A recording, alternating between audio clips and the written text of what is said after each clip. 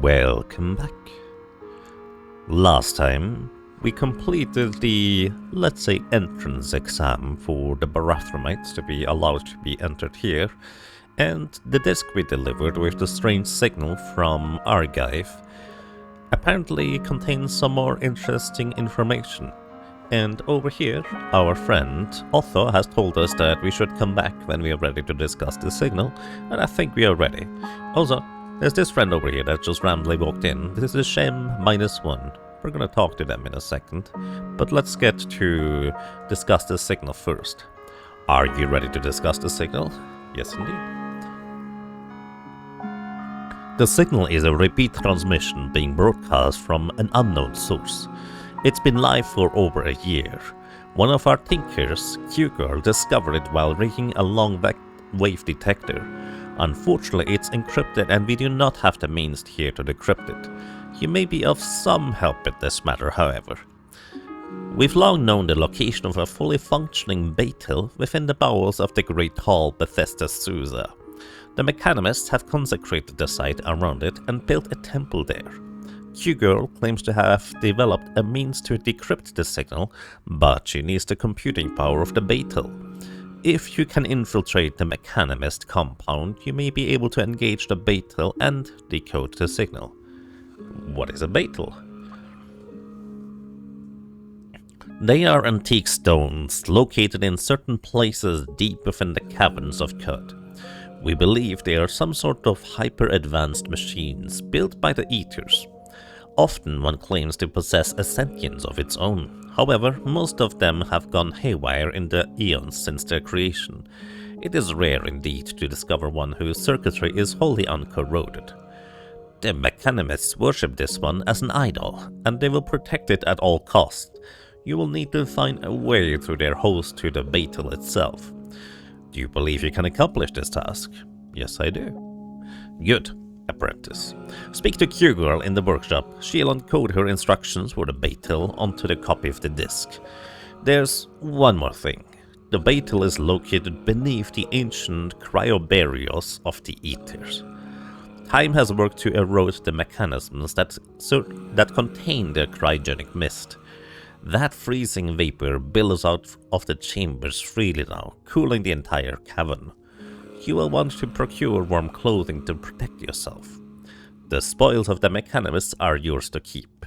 Remember, apprentice, Barathrum will look kindly upon your service. I will return with the data, steward. And we get the stamped data disk. Received a new quest, decoding the signal. Alright. And let's briefly talk to this friend over here. Actually, yeah, let's talk to him. Shen nods. You're a crumbling that speaks? Can you understand me? Is this a trick question? I suppose I cannot know what you intend. Can I understand you? I just meant to ask if you're able to communicate. It seems so. What kind words? It seems so with you, too. Why are you called Shem -1? Would you like to hear? When I was first put together by father and friends, I was Shem 2, the second iteration of the Make Me project. As I came along, scampered through the halls, listened to the stories Nick read me, climbed onto a Sparafuse House workbench to have my screws replaced, I realized I was not what I could be, and so I downgraded myself to Shem 1. That has happened 3 times. Boo. Are you worried that you're getting further away from your ideal self? It's unclear to me that I should be. Oh well, I'm your friend, Shem. I am your friend, Moth 2. Live and remain ever restless. Alrighty. Definitely some interesting friends over here. And let us just explore this little compound around here. As you can see, they have a little bit of an underground garden here with both yuckweed, water vines, and star apple jam. And if I go auto-exploring, my character will automatically go and harvest these, and apparently the inhabitants here do not mind about that. And apparently we are allowed to take from this table. It is worth noting that the auto-exploration will automatically go ahead and take various items that you're allowed to take.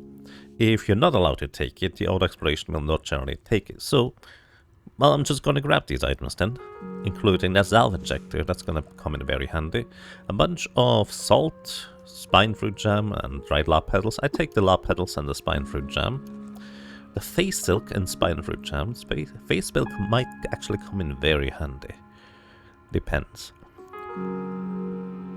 Then we explore this over here. This is clearly the infirmary, where they have more salve injectors, 2 blaze injectors, which will potentially come in very handy very soon too. And we can also see a bunch of these barathromites just sleeping around here, grabbing everything from those cages because, well, we're now allowed to do so. There's also a big common nook in here, where there's a weird artifact, and this is tipular hydrojets. So once again, these implants we can't use unless we are a cyborg ourselves, which, well, we are not. We could theoretically recruit cyborgs into our party and then subsequently use these. And this one would grant +2 on the move speed while swimming, so literally you would be faster swimming than walking. But for now, I'm just gonna grab everything because, well, we can pick them up and just sell them straight back to the barathromites here, which is quite amusing to me as a concept anyways. And also, I only just now remembered that I'm quite overloaded in terms of various items that I picked up, so I'm just gonna go ahead and put them into this chest over here that we have set up, so we can eventually potentially sell it to, well, the barathromites over here. Just grab everything back out. Actually, is this steel buckler better than what I have? It is. It only has -1 evasion downside as opposed to 2, and it is 1 pound lighter. On the right side there's the very faded number. I wish it was a bit clearer, but there's 8 pounds instead of 9 pounds for the steel buckler. Don't know why steel is lighter than iron. Actually, is that normal? I have to admit I never actually even thought about that concept. But anyways, I already have a compress bracelet, so we can leave one here. Leave the tabular hydrojets here as well. Put the solar seeds away because I'd rather not have them explode in my hands when I create copies of myself. And the silver rondure has 1 defense. Wait, where do you wield the silver rondure? Equip auto. You can't auto-equip your silver rondure. It might actually be for the face slot. Potentially. But I literally don't have a face right now, if you remember. So we just put this into the chest and we might eventually use some more. Alright, let's continue exploring the area. Over here on the right side we have the sleeping quarters of the bathrooms, and we are allowed to take whatever is on the table, but not what is in the chests. There's some more people sleeping over here, and we take the skulk injector. Sure, why not? That's worth quite a bit of money. And if nothing else, we are quite the opportunist. People allow us to roam around in here and explore the area. We will take full advantage of that. It is also worth noting that as soon as you gain access to the inner bathroom area, all of the people around here will just kind of be starting to walk around and go about their daily routines, including our friend here, Mafia, who previously was just standing here as long as we, well, didn't complete the quest, but now he's just gonna often walk around and, well, trying to trade with him can occasionally be a little bit awkward. I'm actually tempted to buy the floating glow spheres. You know what, I'm gonna briefly do this, give me a second. Alrighty, I picked out a bunch of items from the chest and I'm just gonna sell them here, just mostly, oops, wow, sorry about that. Just mostly things that I'd rather not have laying around in my inventory. And we're just gonna sell these and buy both of the floating glow spheres. And there's a pretty simple reason for this. Our friends here, the Snapjaws, they actually do not have dark vision. So if I were to dominate them, I would not be able to actually see around if it happened to be dark, and I walked away with them for, I don't know, exploration purposes. So giving them a floating glow sphere to hold actually is quite helpful for that, but also for Tyr. Where are they? There they are. Giving you one, and you equip this automatically, good. Where's our other friend? There you are. And you get the other floating glow sphere. For 2, if they are just dashing out into the dark to attack an enemy that I can't see, now I can see them where they are, and they will illuminate the area, which is going to be honestly quite helpful as well. So let me just put my stuff back. And there we go. So everything is back in the chest. I figured I might as well cut that out because it's gonna be kind of the same thing most of the time anyways. So I will want to go ahead and talk with some people because we need to go to Bethesda Susa soon. Actually, we haven't learned about that yet. We need to talk to Q-Girl, who is not currently at her station. So let's talk to people who are at their current workstations. So here we have Sparafusile. If you remember, Sparafusile is the guy that, well, created the machine pistol that we have currently in our possession. Extra long and slender fingers poke the micrometer lengths necessary to adjust a sight lens or set the oscillator on a vibro hilt. He turns his attention to you as you approach to watch and read your speech. Sparafusile nods. Greetings, Sparafusile. Sparafusile raises one long-fingered hand in greeting. Do you know anything about Bethesda Susa? Sparafusile instructs you to wait. Actually, I guess we did learn about that, huh? And spends a minute or so rifling through the papers and scraps scattered across his workbench. At last he produces a graphite sketch of a cylinder, an expertly rendered specular revealing its surface to be shiny like glass. The detail of the cylinder's contents are indistinct and dark, but somehow menacing. Sparafusile points to the glass and makes a braking motion, then draws a thumb across his throat. I'll have to be careful of glass tubes? Sparafusile nods. Well, thank you for your clarity and patience, Tinker friends. With a small smile of gratitude, Sparafusile taps his chin with a flat hand and lowers it toward you like a drawbridge. If I may change the subject, with a nod, Sparafusile awaits for you to continue, keeping his eyes focused on your lips. Why are you staring at my mouth? Well, because he is presumably deaf, and that is also why he communicates the way he does. I don't feel like I need to ask that question. Are you happy living in this cave, away from the sun and open sky? Sparafusile gives you a warm smile and a firm nod. Pressing both pointers to their respective thumbs, he taps these finger circles together before his chest and rotates both hands in place until the smallest of his long fingers touch. Finally, he gestures towards the other Barathromites working at their stations. You're happy because you're with your family? Sparafusile nods. Alrighty, and we can, that's basically most of the dialogue here, we can also trade with him. He has a bunch of data disks. These data disks contain information as to how to tinker things. In this case, for example, a freeze grenade Mark I, and data disks for two-phased modification on granting an additional phase item slot somehow. I'm actually not entirely sure how that one works. But basically, these can be quite helpful if you wanna, well, create things and craft things, tinkering if you will.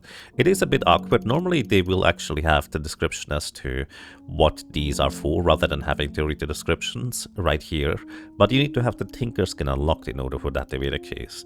So sometimes there would be potentially items that I would like to have in order to be able to just find. Like here, creates a small sphere of negative weight. This is a very fascinating recipe because spheres of negative weight do exactly what is standing on the tin. They are spheres that, well, produce negative weight so you can carry more. Although they do seem to work a little bit janky at times. Combustion cell, I don't really need anything from him, but he also has parts and pieces for tinkering as well, if desirable. Then let's see who else is currently around here. By the way, if you remember, we still have stiff legs and a sore throat, so these will hopefully eventually not turn into maladies, but if they do, we will have to handle them before we go anywhere else. Let's see. Oh, there's somebody else over on the right side. This is Hortensia. Drink deeply of life, child. Are you finding your way? Your hair is so grey. How long have you lived in Greatgate? Hortensia chuckles. Years. Decades. On decades. Centuries, perhaps.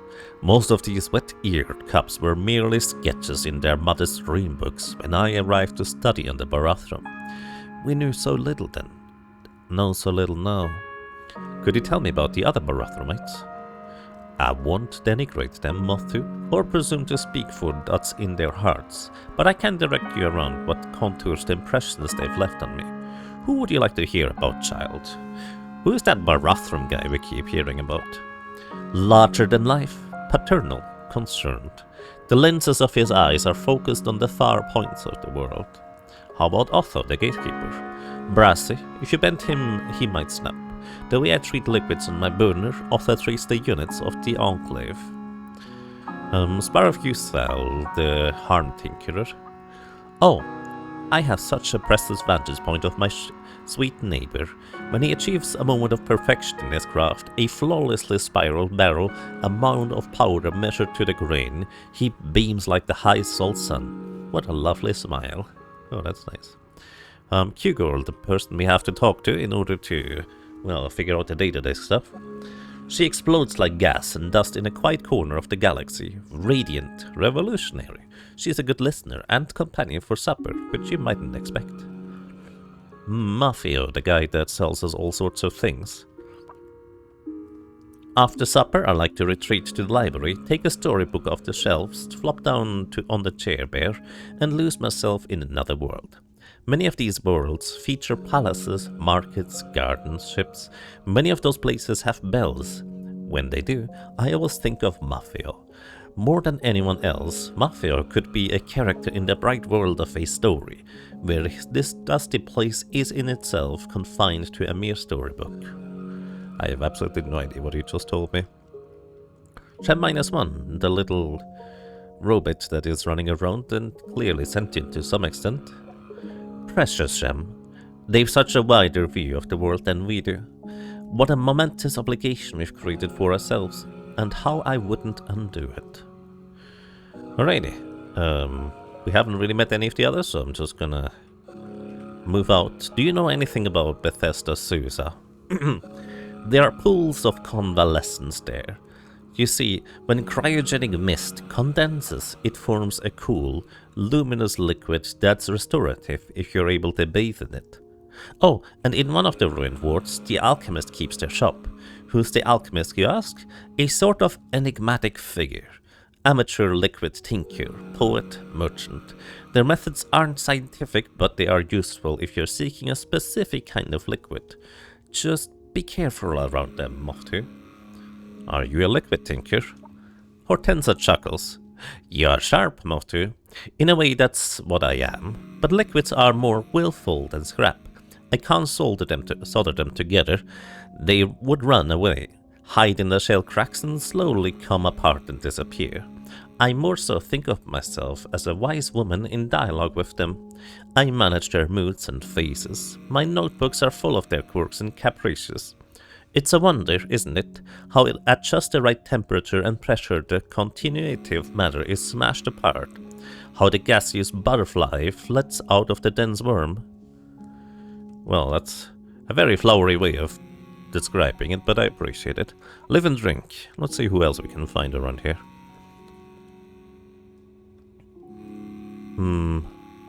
Well, nobody right now. Oh, somebody's coming. Oh, wait, no, that's Hortensia going to the east.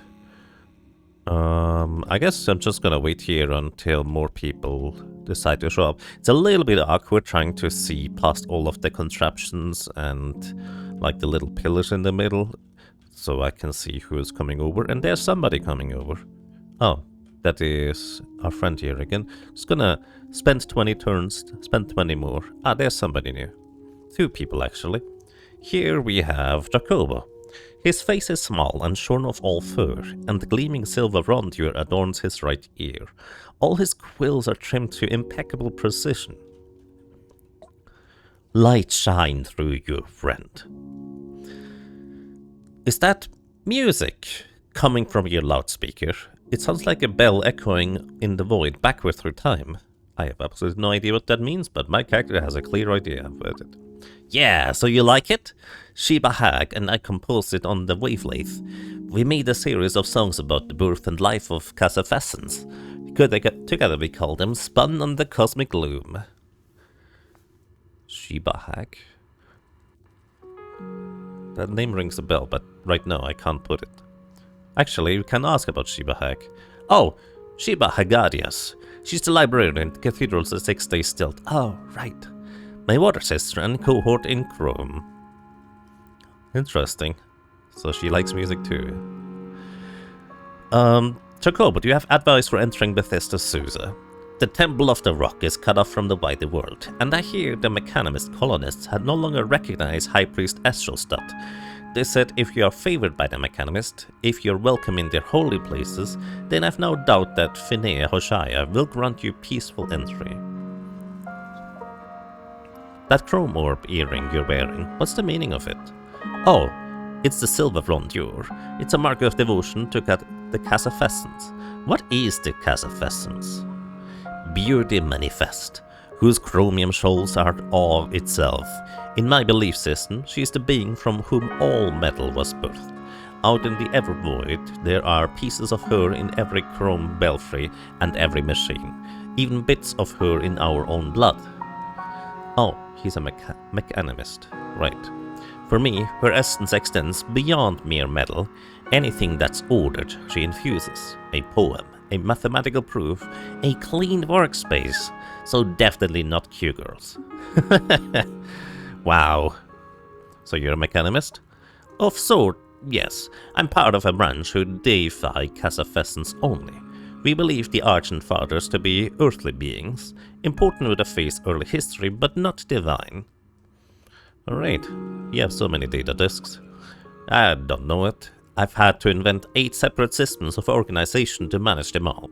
At the moment I'm trying out a new one. Harmonicus spiralis, spiral towards with the heights increasing according to the harmonic series of numbers. It's fine. The problem is I'm always inscribing more disk. New contraptions, reverse engineered artifacts. It's a good problem to have, I suppose. Take a look if any of them interest you. Well, what do we take a look? Oh, he has more data disks. So these are for defoliant grenades and modifying items to be less heavy. Willow is the modifier. Thermal cask. This is actually a very fascinating armor because it gives you a high degree of fire and cold resistance, but it would require Tinker too, which we do not have the intelligence for. Stasis grenade Mark II. Space inverter. I believe this is some form of a gun. Laser pistol, also guns. And hover sled. Now this one would be fantastic to have because it's basically an item that you hold in your floating slot and it allows you to, well, carry 75 more pounds because it's basically minus 75 pounds. Anyways, let's see who else might have arrived in the meantime, because there's at least 2 more people I would like to talk to. Just gonna spend turns again. Well, one of them is gonna be required. We need to talk to Q-girl in order to continue the quest here. And I feel like, at least for now, it is kind of rude to just go into their bedroom and wake them up. Although we could absolutely do that and there's no in-game consequence to doing so. Here we have Q-girl. She's an opal in the monochrome. Her hair is a quasar of red ochre and indigo in the blanched light of the workshop. Her cartilage is pierced by polyhedral rings that spin in antimony to the cave's simple geometry. Beneath the quills, her skin is decorated in fur-cut lines, fantastic elaborations of the patterns of discarded circuit boards. She is surrounded by apparatuses of her own creation. Through the harmony of those machines, she cuts a swath through the entropic brine that sizzles around her in loudening chorus. And also we heard that apparently her workplace is kinda messy. She is loved by Barathromites, hated by Roots for questioning the legitimacy of their hierarchies, disliked by the villagers of Mimrizor for her queer appearance, admired by the cult of Surashir for developing a quantum mechanic model, and loved by Barathromites, of course. So here's a question about reputation. What about Roots? Okay, we have a pretty terrible reputation with Roots anyway, so they're gonna be hostile. So for example, if we had good reputation with the Roots, these little flowers that shoot out the ground and make us bleed and take a ton of damage would not be hostile towards us, but that does not mean... Well, we're kind of far away from being accepted by the Roots, I guess. Anyways, we could do the water ritual with her in order to, well, get slightly different stuff. Anyways, Quetzal, Quetzal, Quetzal, welcome to Workshop, friend. What does Quetzal mean? It's a word I say out of excitement, sort of a semantic extension of the feeling I get when I see a Quetzal. Oh, a Quetzal is a pretty bird in the dragon family. I tend to incorporate things I like into my idiolect. Okay. Your hair is a quasar of red ochre and indigo. Quetzal, thank you, thank you. What a poetic metaphor. You're a regular Shakespeare, aren't you? Shakespeare is a fun word. There must be hundreds of gadgets here. What are we working on? Oh, Quetzal. A wave shortener for a short wave detector, a frustum pulley for the iron lathe, a thrice retro-threaded M-band, and she continues, and a dissertation on the illegitimacy of power. Quetzal. Okay. We probably spaced out in the middle there, I guess. Otho informs me that you have a method for decoding the signal. Can you encode your instructions for the Baitil onto this disk? Oh, I do, brave friend. I'll imprint them. Thank you, Q-Girl. Get the stamped disk, and we receive the stamped data disk with Q-Girl's instruction encoded. For 250 experience, and that was apparently enough to level up to level 15. Which our genome enters an excited state. So we can rapidly advance two-hearted, which means we should get more, well, toughness out of it. So this is basically advancing our current mutation by 3 stages, effectively making it more powerful. Also, it increases the maximum level of the mutation as well. Normally, the maximum level of any given mutation for physical mutations is 10, but if you manage to extend it beyond 10, via rapidly advancing it, you basically get additional benefits out of it. And we swell with inspiration to name our sturdy steel gauntlet, or crystal gauntlets. Do you wish to? You know what? Sure. I'm not gonna exchange these anytime soon, I feel. So let's name it based on their qualities, which will usually pick something around here. The otherworldly gloves of Grit. Sure, why not? Are we gonna make this crystal colored? Is there anything crystal colored? Crystal? Let's see. Crystal, there it is. The otherworldly gloves of Gritgate. Why not? Okay. We now have from 2 hearted plus 3 toughness. If I were to invest 1 more point into it, I would have 4 toughness out of it, which would give me an additional, well, plus in toughness point, which is very tempting right now because it will give me additional chances of resisting the diseases. But diseases I will be able to deal with, so it should be fine, I think. Aside from that, I'm probably just gonna save up my skill points for now. And we now have the data disk that we require. There's one more friend that I would like to talk to over here, and he works over here in this laboratory. It's a kitchen. There he is. Hello. I like this guy. This is Darty. Darty addresses you without looking up from his many workspaces, many of which billow smoke, steam, or some unknown miasma. Welcome to my laboratory, Muftu. Rest and sustain yourself before returning to your travels. That smell from the oven is indescribable. What you smell is Gritgate's signature dish. The porridge is a recipe passed down through generations of Barathromites, and it is the food that inspired me to pursue my craft. Yes, Outsiders quail at the intensity of the scent, for its flavor is as bold as its effects. We use cuisine to channel lightning from our bodies. Other recipes may let us breathe fire, or learn the secrets of the eaters. The porridge is a precious part of our legacy, and as the Barathrum clock or the fulminator. What are you working on? Oh, it changes by the hour, sometimes the minute. Preserve this, observe that, add anything, taste everything. But the star apple of my eye, the spindle up which I cast my ambitious gaze, is edible vapor. Food that you eat, food that you breathe. Sadly, to date, the most I have managed is an herb saline suspension, a salty air, if you will. Vapor and salt? Yes, the flavor, the breathability, all successful. But the barrier between flavor and food is in the calories, and they have yet eluded me. But it is only a matter of time. I am patient, and I am relentless. So he wants to turn food into steam, so he can breathe it in to eat it. Good luck then. I have no need for luck, but I appreciate your well wishes nonetheless. May your own endeavors drive you as mine drive me. Did you wish to speak of anything else? Do you know anything about Bethesda Susa? Yes, I have braved its wharf in the past to gather precious convalescents for my experiments. Are you going? Dress warmly and mind the trolls. And this is, by the way, one of the most important things to note. Dress warmly and mind the trolls, because we need to actually have at least some degree of cold resistance in order to go down there and try to be successful. He also has a few food items that we could trade for. None of them that I'm particularly interested in for now. But those are all the friends, and now we have our mission. Let's get back out of here for now. Our mission at this point is to brave Bethesda Susa, to enter the Mechanimist's compound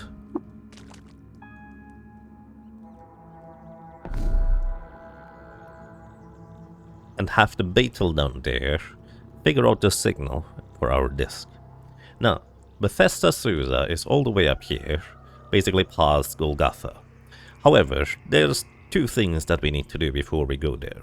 For one, I need to take care of my illnesses. So as we travel the overworld map, predictably, this is basically each tile I move is going to be quite a lot of time passing. So I'm hoping that my relatively high investment into toughness, as well as the +2 save against diseases, is going to help us just stave off the active effects of the sore throats and the stiff legs, but only time will tell. So, what I'm going to do first is I'm going to go over here to the 6-day stilt in order to potentially do two things. One is get ingredients for, well, if I do not actually get lucky with this illness, let's put it this way, there's a bunch of materials I can buy there to help us combat these sicknesses. And the other one is I would like to also visit this nook here, which I think might house a legendary item. So let's go west, and one step. Our high toughness and save against illness has just gotten rid of both illnesses. We got lucky. Nice. And we are lost. Regain your bearings by exploring your surroundings. Well, that is not good news. We regain our bearings. That is good news. So we're immediately back up. I'm still going to go over to the 6 days still, because there's something else I also want to do. And alright, we got pretty far this time. We are in a random ooze field. We regain our bearings. How convenient. There are a bunch of enemies around here, so let's just move up north. And they just let us go, because we entered the screen. They have not yet noticed us and did not engage in combat, so they didn't chase us. So we just continue northwest, northwest, northwest, west, and we are back at the 6-day stilt. So, over here, there's a few things I would like to do. Let me check real quick. We are not currently water bonded with you because, well, I kind of wanted to have a good reputation with other people around, well, that dislike you. So I'm gonna actually just keep that now I think about it. Anyways, we have a few more books that we can deliver, so we gain a little bit more experience, or we could turn these into money, which is probably what I end up will doing, because I just remembered, and I completely forgot about this, I left all of my valuables over at Gridgate, so I actually can't really buy anything that I meant to do here. Whoops! Good job, Yaga. Anyways, let me see. Points of interest, nothing here. Here we have an apothecary, a dromat trader, and pariah's people, a car merchant, and a kipper. Let's go to the dromat merchant. What do you have in store? He has a steel coronet, which I would love to buy because this is a really, really good helmet, which also gives some extra hold resistance, which I would love to have. He also has a crystal aegis, which is also, once again, a shield that I would absolutely love to have. So let me real quick take stock as in that I can afford to buy that. Give me one moment. Alright, no, I did not bring my training tools with me, I just don't have the money means. So, in this case, well, let's go for the other part that I meant to do. Which, now that I think about it, I also don't have the means to sacrifice anything here.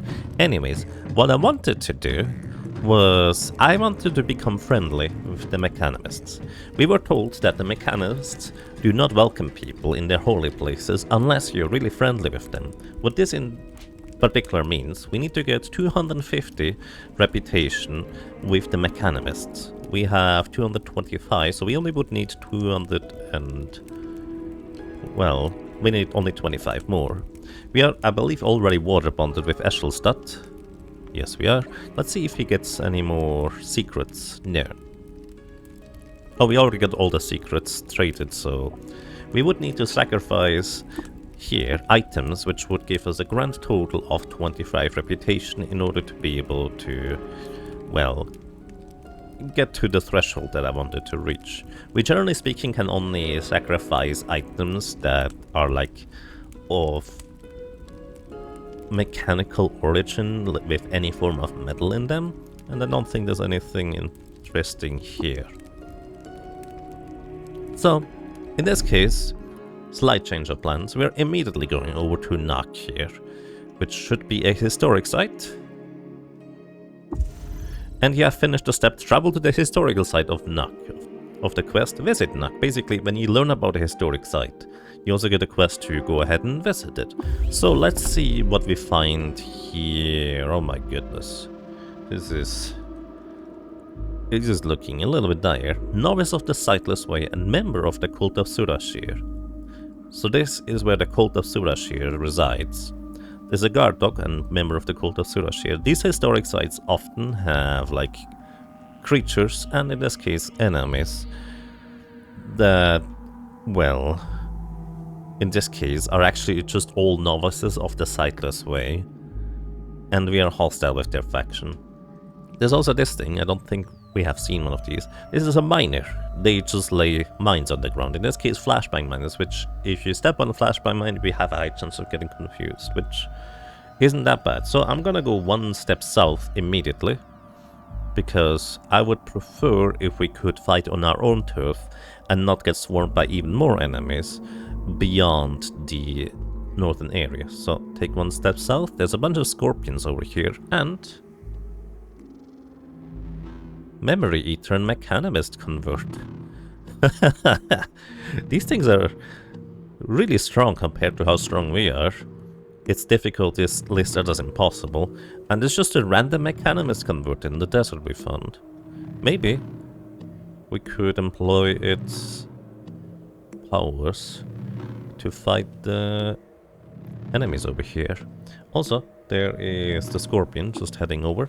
I'm gonna allow my two snapshot buddies to engage aggressively again rather than anything else. And you just destroyed the scorpion. Basically, I want to clear out Oh, and the memory eater just went away. Memory eater basically does what is standing on the tin. Could you stop shooting at us? My goodness. You know what I'm gonna do? Okay, you just got cleaved, but the cleave immediately wore off. Alright, let's do 2 things. 3 things, in fact. I'm gonna dominate you. And we're gonna... Oh, it literally just ran out of liquid here. That's good. I was gonna actually just literally empty the seed spitter out of all its liquid, so it's fine that there's none in there anymore. And we're also gonna bask in the sun. You can't bask while hostiles are nearby. There's no hostiles nearby. We just got rid of all of them. There we go. Now we have plus 15 quickness on Ubu here. And we're also going to make a camp real quick. Preserve any fresh food we might have gotten in the meantime. We're gonna use bear jerky for maximum HP and cider for a little bit of speed. So 4 quickness, 10% maximum HP, and let us attempt to fight the novices of the Sightless Way. There were 3 over here on the right, so I'm just gonna step in north and... There we go. The novice of the Sightless Way to the east burrows a channel through the psychic ether and begins to sunder your mind. This is Sunder Mind as a psychic ability extremely dangerous because it doesn't only just deal a good chunk of damage with each individual turn. On top of that, once basically 10 turns have elapsed, all of the damage you have taken so far will be instantly given to you again on top of it.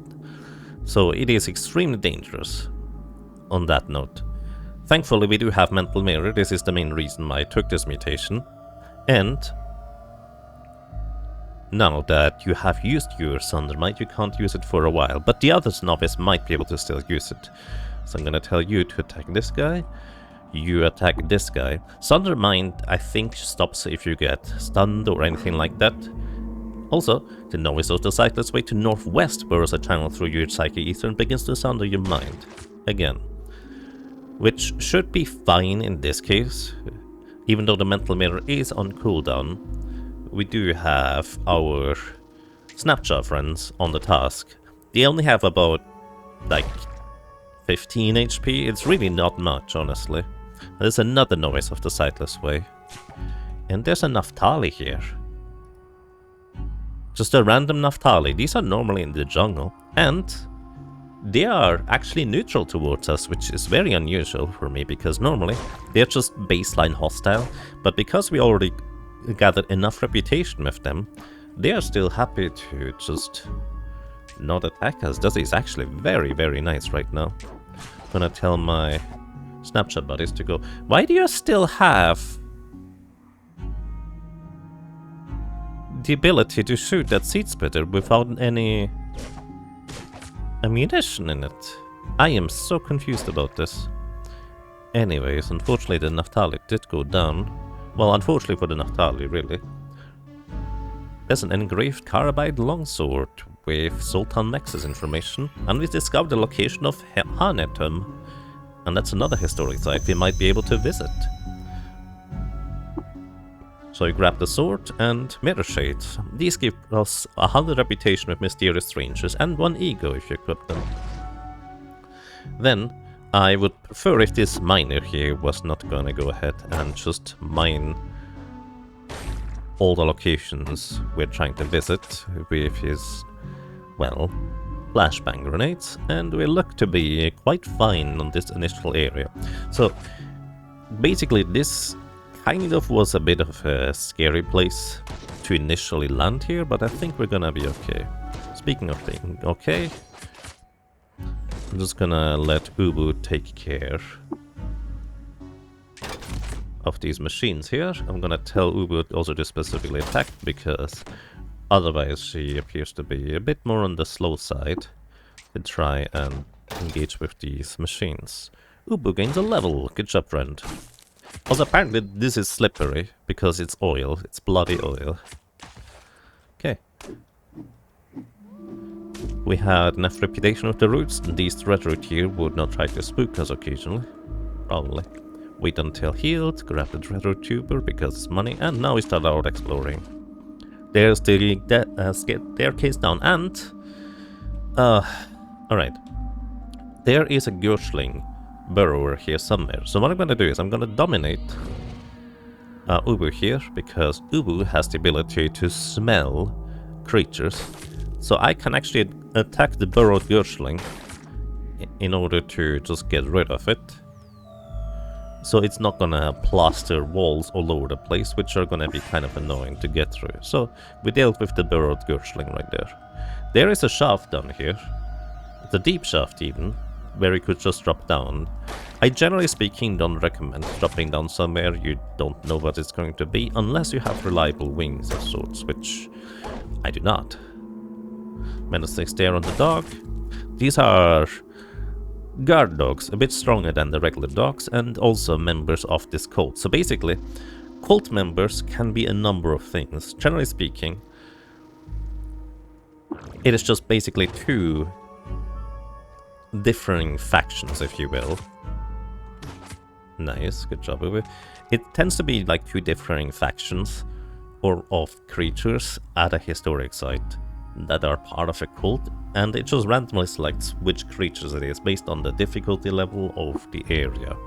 In this case, Novice of the Sightless Ways are very scary, because if I let them sunder my mind for too long, I'm gonna be in huge trouble.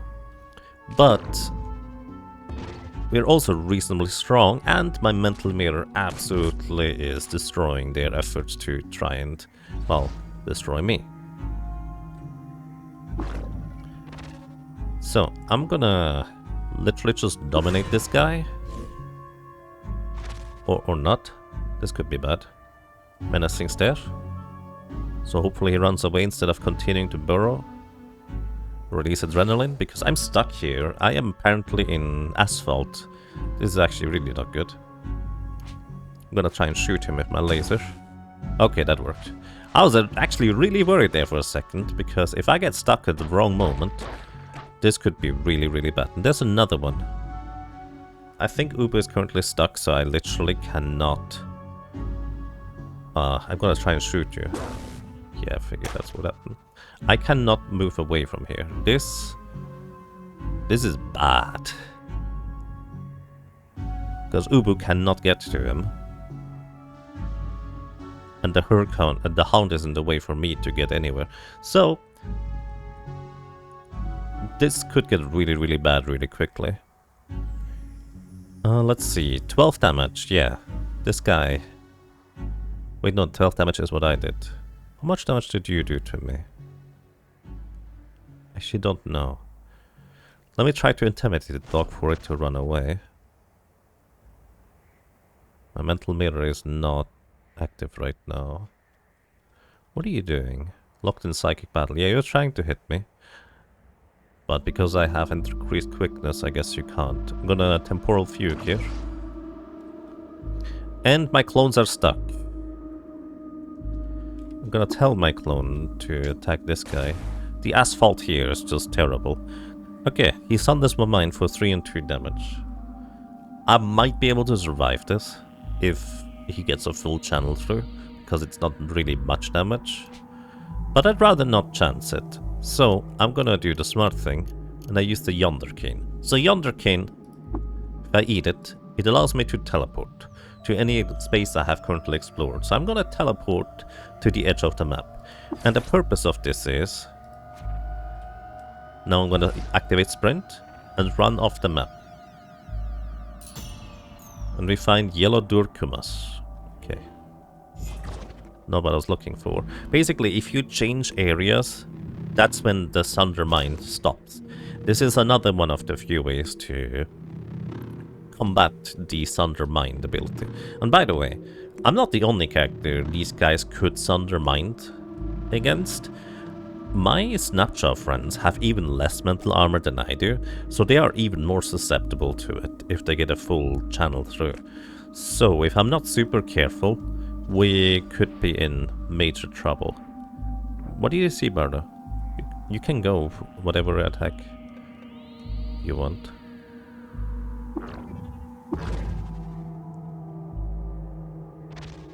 Okay. More of these clones. So, one really reflected, the other one then immediately burrowed his channel through my mind again.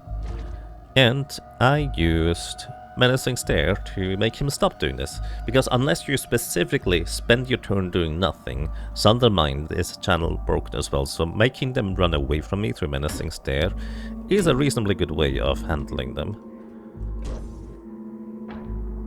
Okay, I see a Hurricane fighting over there. I don't know where Ubu is. I'm gonna go south into the next screen. Because I'm worried Ubu might be stuck somewhere.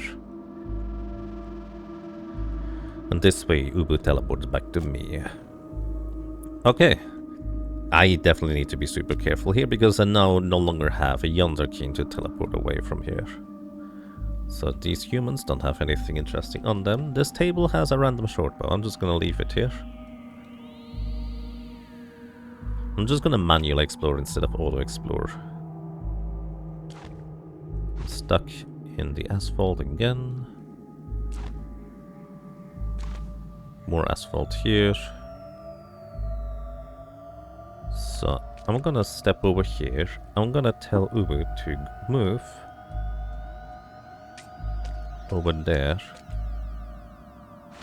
Because Ubu is much better at moving through the tar than I am. I want her to be ahead of me. Okay, Ubu just hit one of the dogs here, one of the guard dogs. Looks like we're fine. And there's a bookshelf. The end of the past from the wooden bookshelf we take. We are carrying too much to move. Oh, I picked up some random fresh water from the ground. I didn't even see the fresh water because there's a mat on the ground just here. So I'm gonna give the fresh water over to my friend. And there's another novice of the cyclid. We immediately tell Ubu to go attack. Oh, we might not actually be able to, because I think there's a... Yeah, there's a gate in the way. We can't get over there. Not easily anyways. Let me equip the pickaxe.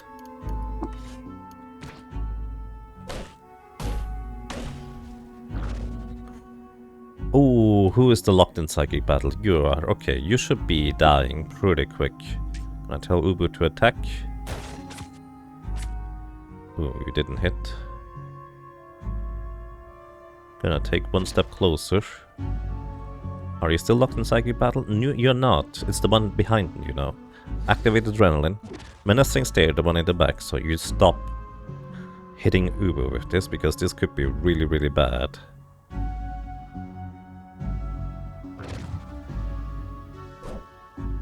Come on. Buddy, attack this guy in front of you. Okay, now you hit this guy. Okay.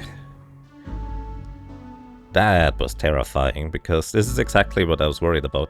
Basically what happened there is the novice of the cyclist way from the back stepped to the front, putting the buddy that he had that was using the, well, psychic channel, and just safeguarding him, because Ubu was trying to attack the guy in the back, because that's what I told him to attack. He was just doing nothing to the guy in the front, so I didn't realize that initially. I needed to switch who she was targeting there. Carbide Warhammer, and we give all of these items over to you. You equip whatever you feel like.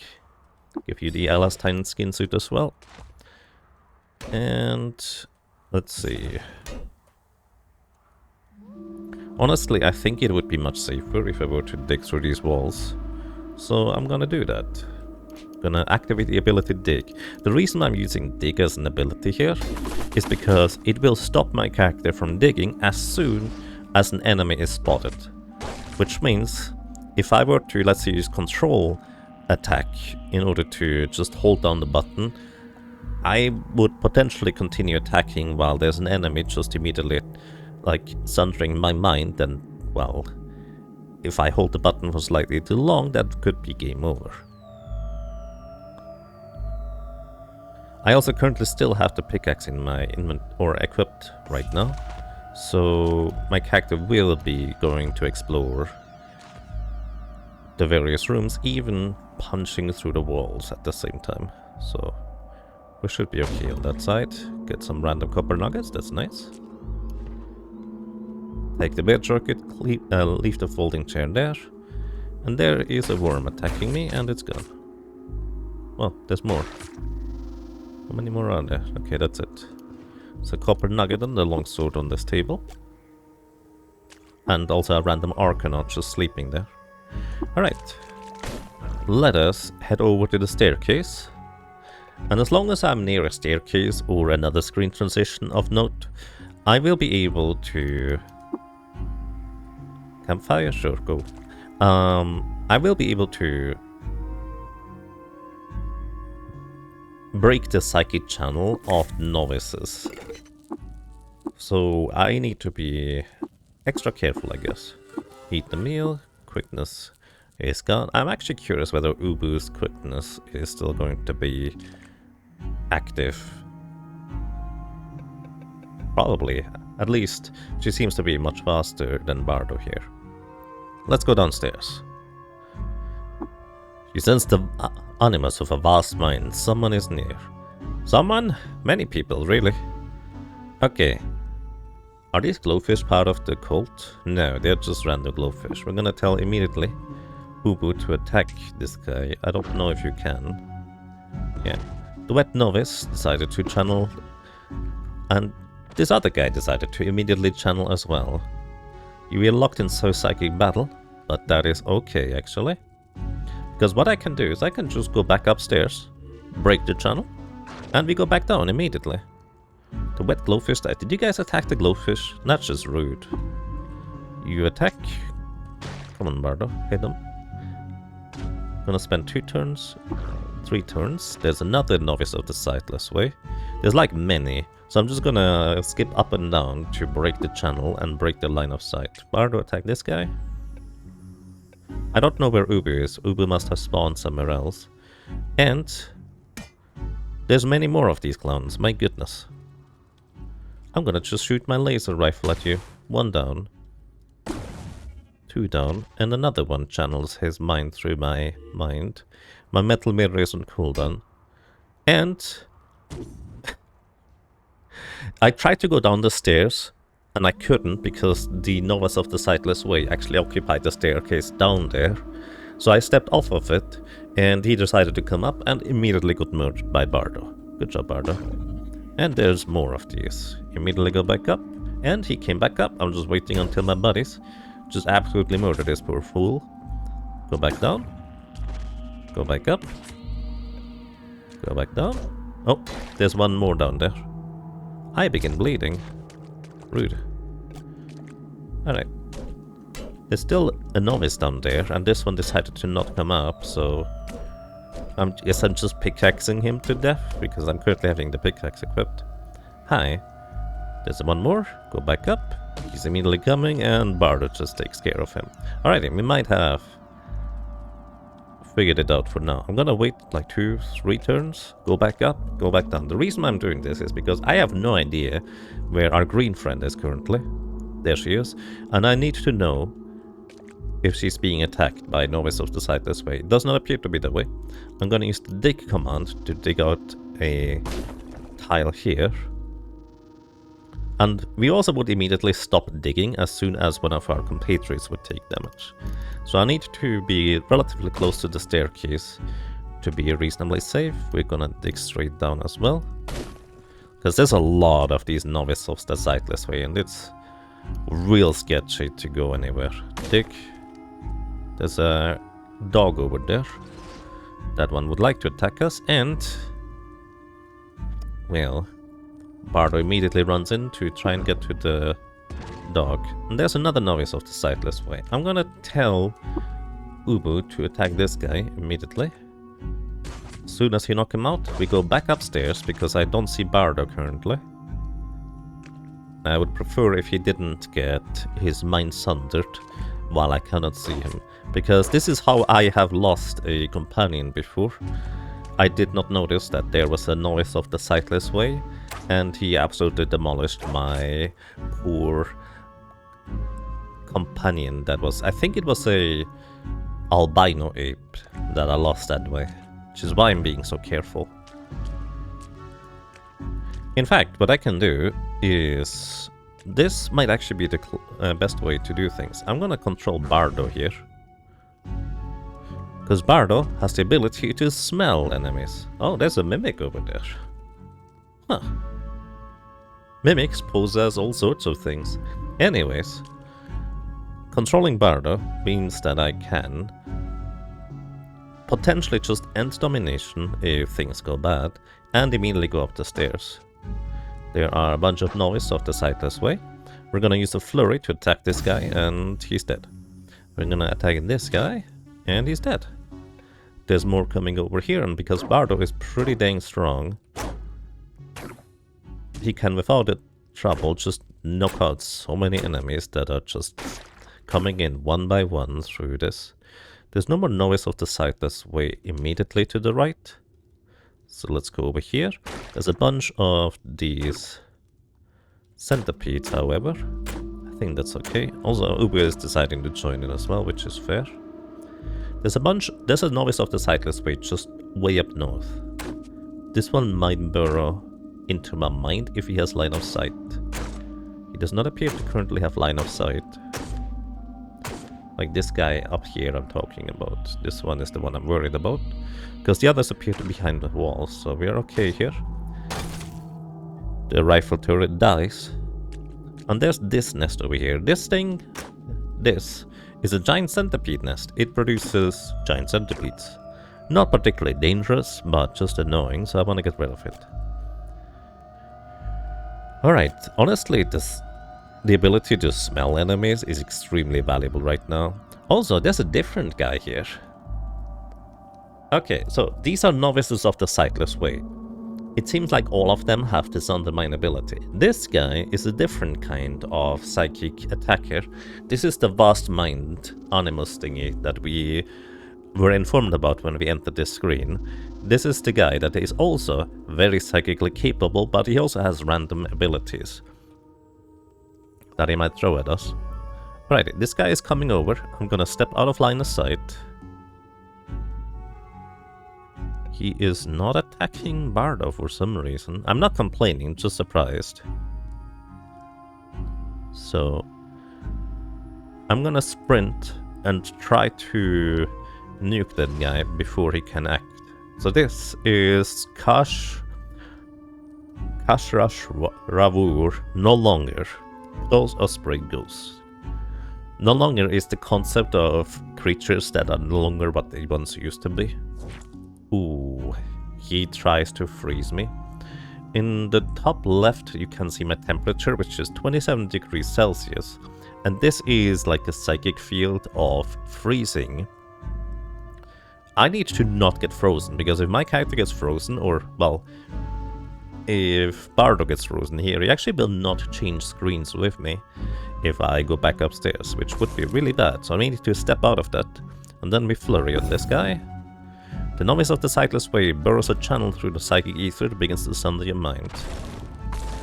Ooh, that's bad, because this guy just stunned me, and we took like 2 or 3 sunder minds. We took 1 damage from this, we took 4 damage, so 5 damage so far, which is okay.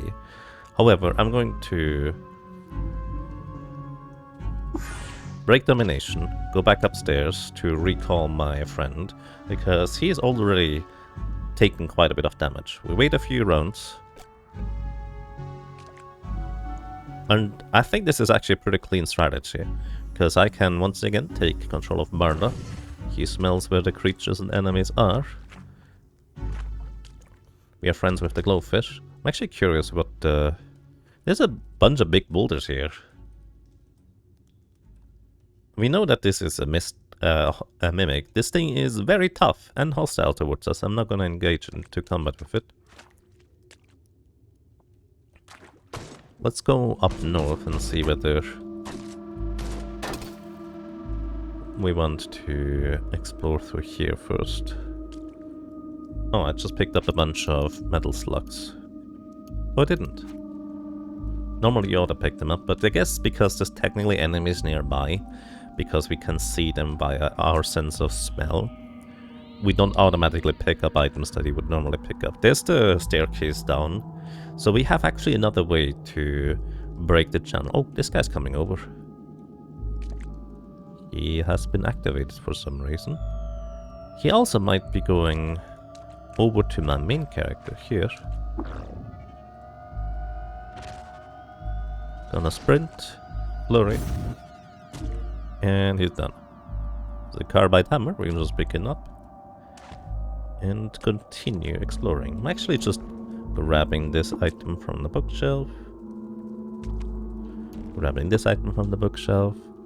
So basically, if I'm stunned, even though I'm dominating the mind, I will be functionally stunned, which means I cannot act, and so the game just automatically skips my turn. Which is why being stunned is such a bad thing when you are, well, being psychically attacked through Sunder Mind.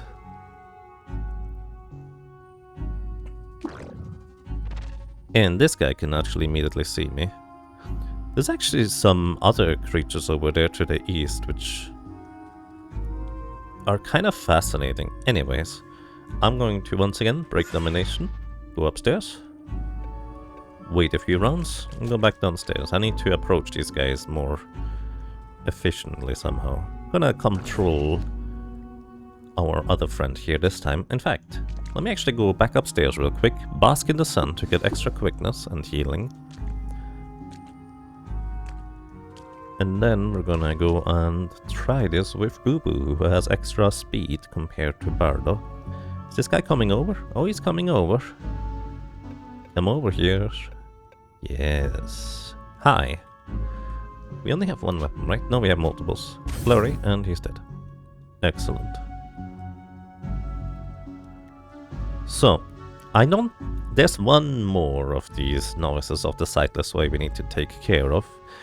I actually don't see where the other guy went. Did we kill him? There's one more gun turret. We should be able to deal with it without too much trouble. There's another dog. Just gonna deal with the doggies.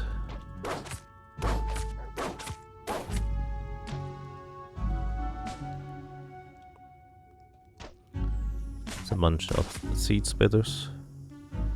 And also friends that decide to kill the seed spitters from the other side. Another novice of the Sightless Way, but we have the Sting ability. This is guaranteed to paralyze this guy pretty much. So he just immediately loses his channel. It's another dog enemy. We are strong enough to just fight them straight up. More books.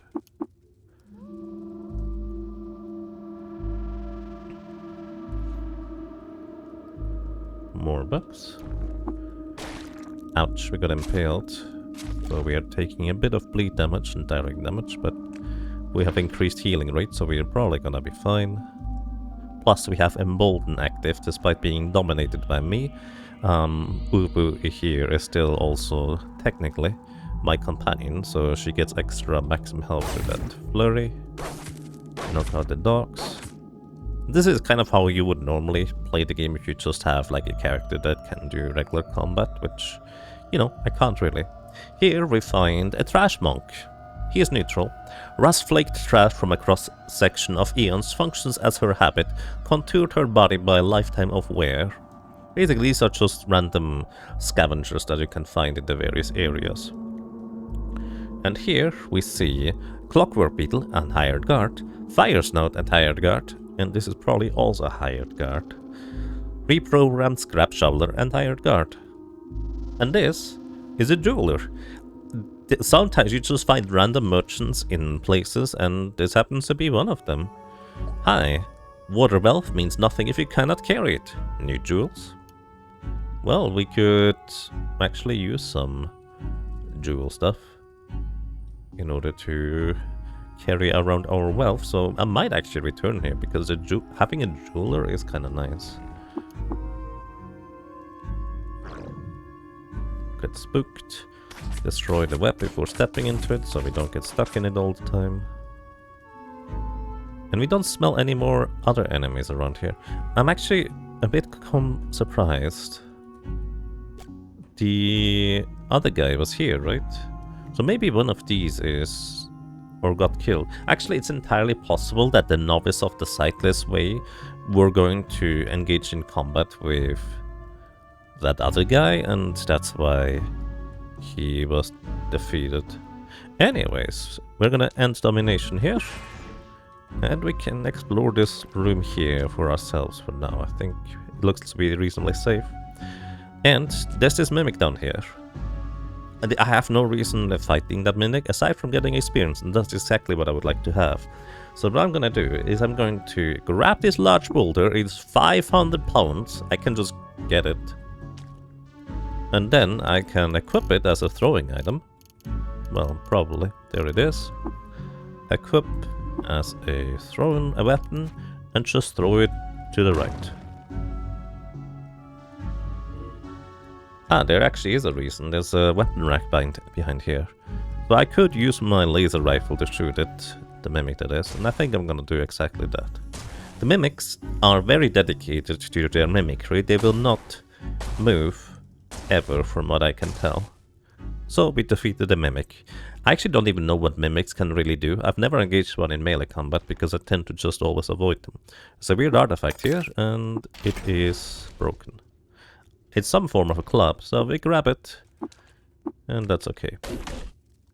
Oh, there were some boulders in the way. We can also break boulders with our pickaxe. It is reasonably efficient. But let's start auto-exploring. And as you can see, my character just decides to go straight through walls because that is much easier. We learned about the Sultan history of mexes. More books.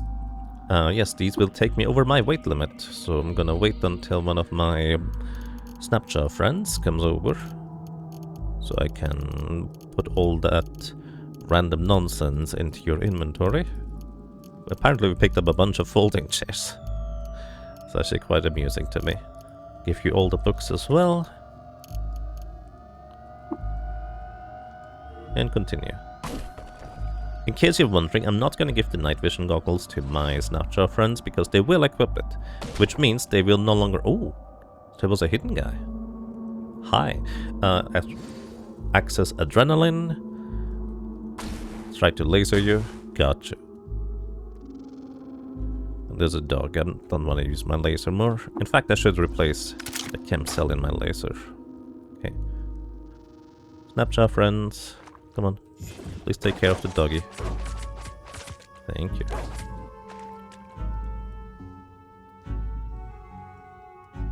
So there's more enemies over there, so I need to be a bit more careful. In fact, this guy just rifled through some trash. Sometimes they leave, like, tinker bits behind. Okay, I'm going back over to the staircase towards the up. Go back down, and once again we're just gonna dominate Ubu. And we're gonna walk over here, because there apparently are more enemies around there. There's a bear down here. There's also more enemies to the east. Yeah, there's at least 2 more... Oh, did he retreat all the way over there? Because I think... No, that's 2 novices of the sightless way. Defeat the bear here. No problem.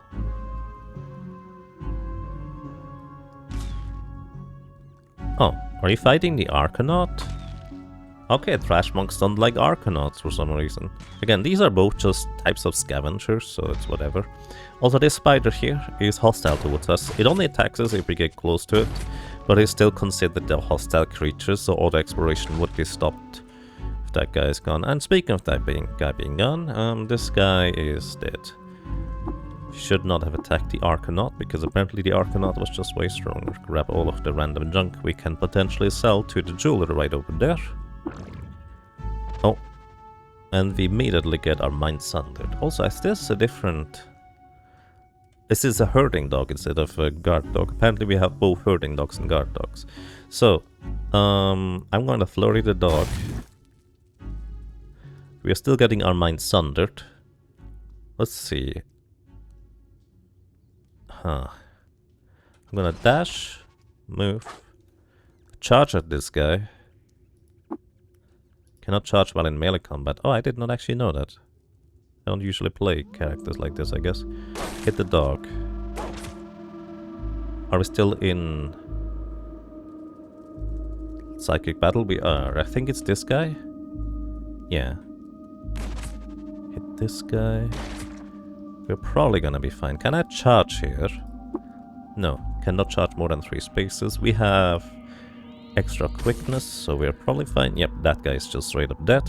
Sting this guy to paralyze him, so he cannot do the same. And I think now we have cleared out all of the enemies on this floor. Lots of books here. That is fantastic for experience or money. Why are you guys fighting? Stop it. It's just rude against each other. The worst part is they just always fight to the death. Like, they have absolutely no sense of survival instincts to run away. Alrighty. I think that's everything on this floor for now. Let's continue auto-exploring. Maybe auto-exploration is gonna find some nook and cranny that I have not yet figured out.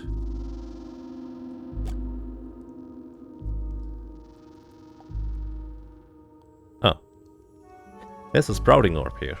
Sprouting orbs, what they do is they just create a barrier of plant matter around them if you step on them. They're kind of like hidden traps of sorts. Not particularly dangerous, and especially if you have a pickaxe, it's literally just one hit to knock out these walls. So you're quite fine. Oh, there is actually a room I haven't picked up the books from. And that's everything here. Let us head over to the jeweler that we found in this little room.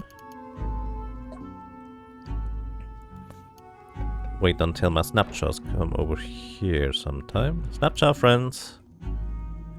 Buddies, where are you? Hello, I'd like to grab your items so we can sell them. You guys are down here. What are you guys doing? Come on, buddies. Move over here, friends. Gonna make a nice and open path for you. What are you guys attacking? Why are you sprinting? Wait, what are you guys fighting then? I don't even know what you were fighting. But they were locked into combat with somebody or something. Anyways. Here. Can you come a step closer? So, by the way, even if you are overburdened, you can still swap positions with neutral or friendly creatures. So even though I'm gonna get overburdened here by picking up all these items that I wanna sell, are we gonna use this dagger? I don't think we do, so we can sell it probably. Grab the folding chairs, the copper nuggets as well. I'm keeping the books, because they are not that heavy and worthwhile as trade items themselves. Give me the water as well, the book, steel utility knife. And also give me the ammunition, because if I accidentally give you a weapon that you can use these arrows with, that could be, well, friendly fire problems. So, jewel encrusted strange tubes. I have no idea what this is, but it's pretty worthwhile. Jewel encrusted, I believe, usually makes the item worth like 10 times as much. And also gives you extra reputation with the water barons for what it's worth. Anyways, basically, gemstones, once again, they allow us to hold value much more efficiently than holding water. So I'm gonna try and trade away all sorts of items that we don't currently have any use for. I'm actually keeping the torches. Sometimes I try to take over a creature that has no night vision, or dark vision for that matter, and it makes it kind of awkward. Oh, we have a folded carbide battle axe. I want to actually give this to one of my snapshot buddies. And basically, I usually have like 1 or 2 torches and one of my friends. Okay, turns out we have a lot more value than the trader has to offer here in his items. So we're gonna also buy these beaded bracelets and the copper nuggets, and we keep our copper nuggets. Yeah, I think that's probably okay. How much? 82 grams of fresh water, and we trade. Excellent. And we also have that folded carbide battle axe. Let's give this over to Bardo. You gonna equip it? You did not equip it, so apparently you think you have better items, which I've actually no idea what you have equipped. Let's check. You did level up too, right? So yeah, 3 mutation points. We need 1 more in order to get a new mutation. Oh, you're using a 2-handed hammer. You have no cudgel proficiency, friend. But I guess this is technically still, like, stronger damage. Which I suppose makes sense. Oh, look at this. He equipped the mirror shade, so he is no longer using his face axe. This is why I cannot give them any face items to hold, because they will equip them. You know what, you can keep the hammer. Use your face as your main weapon now. Drop the mirror shades so you don't equip them again. Grab them from you. And give you all of these random items that I just got. As well as most of the water. Otherwise I'm gonna be overburdened and I will not be able to move. Don't give you the mirror shades, that would be a bad idea. Also, I keep noticing I have that quilted shawl. I decided to not sell it because this one gives 10 cold resistance. We will want to have cold resistance in Bethesda Susa, so I'm gonna equip it. It does give -1 dodge value, but I have -10 already anyway, so it really doesn't matter. Oh, apparently I leveled up somewhere along the way, because I have an attribute point to spend. I think I'm just gonna put this into extra ego. So my friends have 4 more extra HP, I believe. Or 5. If I'm controlling one of the characters and they gain experience, I'm pretty sure I gain experience too. Oh no, I didn't gain extra levels. I just had an attribute point I forgot to spend. That's okay. Alrighty, let's go back upstairs. Wait, why am I going upstairs? I need to go downstairs. This is a historic site. I'm trying to get the treasure that is down here. I'm apparently hungry. Let's see. Make camp right here. Choose ingredients. We're going to be using bear jerky. And sure, let's use spark tick. Actually, spine fruit jam could be interesting. Let's use spine fruit jam, because spine fruit jam allows us to potentially reflect damage. Let's see what we get out of it. Whenever you take damage, there's a 10% chance you expel quills per quills mutation at level 8. That's potentially useful. Let's go downstairs. And that's a lot of dudes. There's no vast animus, and apparently these Novice of the Sightless Way don't have crazy mutations like time dilation. It would actually be super dangerous to stick around down here if, well, one of these guys had time dilation, reducing my quickness to, let's say, 10, which has happened before, and then another one could just instantly kill me with Sundermind. Instantly for me, but they get like 5 or 10 rounds before I get to move. So we're gonna activate Adrenaline for extra quickness, Temporal Fugue, and we immediately get our mind sundered to the northwest, and we reflect the first one. The second one will hit us. So, which one is locked in psychic battle with us? I don't know, but we kind of want to knock them out. Which one is it? This one it is. Okay. Bardo, you go and attack this guy. You go and attack this guy. You, my clone friend, you move over here. Because I would prefer if you didn't use lasers. Maybe I shouldn't have used Temporal Fugue. I'm gonna wait. Because, yeah, they're just gonna try and laser and they're horrible at aiming.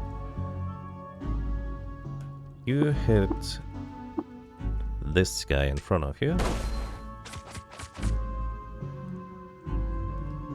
Oh, right. Menacing Stare is what my clones can use as well. This is actually a good thing. I'm getting damaged currently still by being locked into psychic battle by this guy in the back, which is very inconvenient, honestly.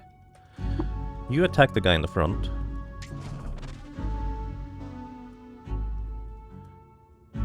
Okay, keep sundering my mind. One guy down at the front, so we're gonna have you attack this guy too. On the left we're clearing up. Okay, there was another guy that decides to start sundering my mind. Was it northwest, this guy? No, he's terrified. Okay, I think we killed one and then the next one started, so we should be okay here. I just need to be careful that my snapshot buddies, you go and attack this guy. And Ubu, you attack this guy. I need to be careful that my snapshot buddies are not accidentally getting their minds sundered. Gonna wait one more round. Bardo, attack this guy right next to you. Okay, you didn't kill him. I'm still locked in the psychic battle, I believe, so I think it is time to go upstairs and then immediately come back down. Break the channel, go back down here, and we are immediately being attacked again. This guy's terrified, this guy's terrified, this guy's... Who is sundering my mind? To the west? Maybe they were terrified after they got their turn, so we are fine now. Yeah, but they got terrified afterwards, so we are just waiting. Alrighty, Ubu, attack this guy in front. Don't try to aim for the guy in the back, please. Gonna hit that guy too. Very nice. Then Ubu, you go and attack this dog in front. Bardo, you attack this noise of the Sightless Way. Very good. Attack this guy, please. And I think there's another novice that decided to walk in front, so I'm gonna tell Bardo once again to attack the guy in the front. And there's a dog in the way now of this guy. Attack this guy, please. Man, these lasers are just terrible. I need to unequip the laser before using Temporal Fugue. Also, my clones are trying to go through the walls because they cannot reach their target. Attack this guy, please. Gonna intimidate the dog right next to me. Nope, the dog is dead. My friend, please attack this novice. Oh! I think Bardo's getting his mind sundered right now. Alright, I don't know how many more enemies are on the right side, so we're going back upstairs, immediately downstairs. Because I don't want to give them the opportunity to refresh their cooldown on Sunder Mind. This is why I'm not waiting until I'm recovered for now. Take a step back. This room... Oh, there's more. Of course, this also means that my own ability to reflect with Biomental Mirror is not getting refreshed either. Going back upstairs, going back downstairs. Okay, we look to be fine for now. Attack this guy, please. Very good. I'm just gonna wait here. I think there was at least one more guy down south. But we can once again engage in the same tactic that I used before. We're going to take control of one of our snapshot buddies here while standing on the staircase. Boo-boo, because she has extra quickness. Well, she would normally have extra quickness. She does not now. Why do you have 145 movement speed though? How did you do that? Oof, there's a lot of them. Okay.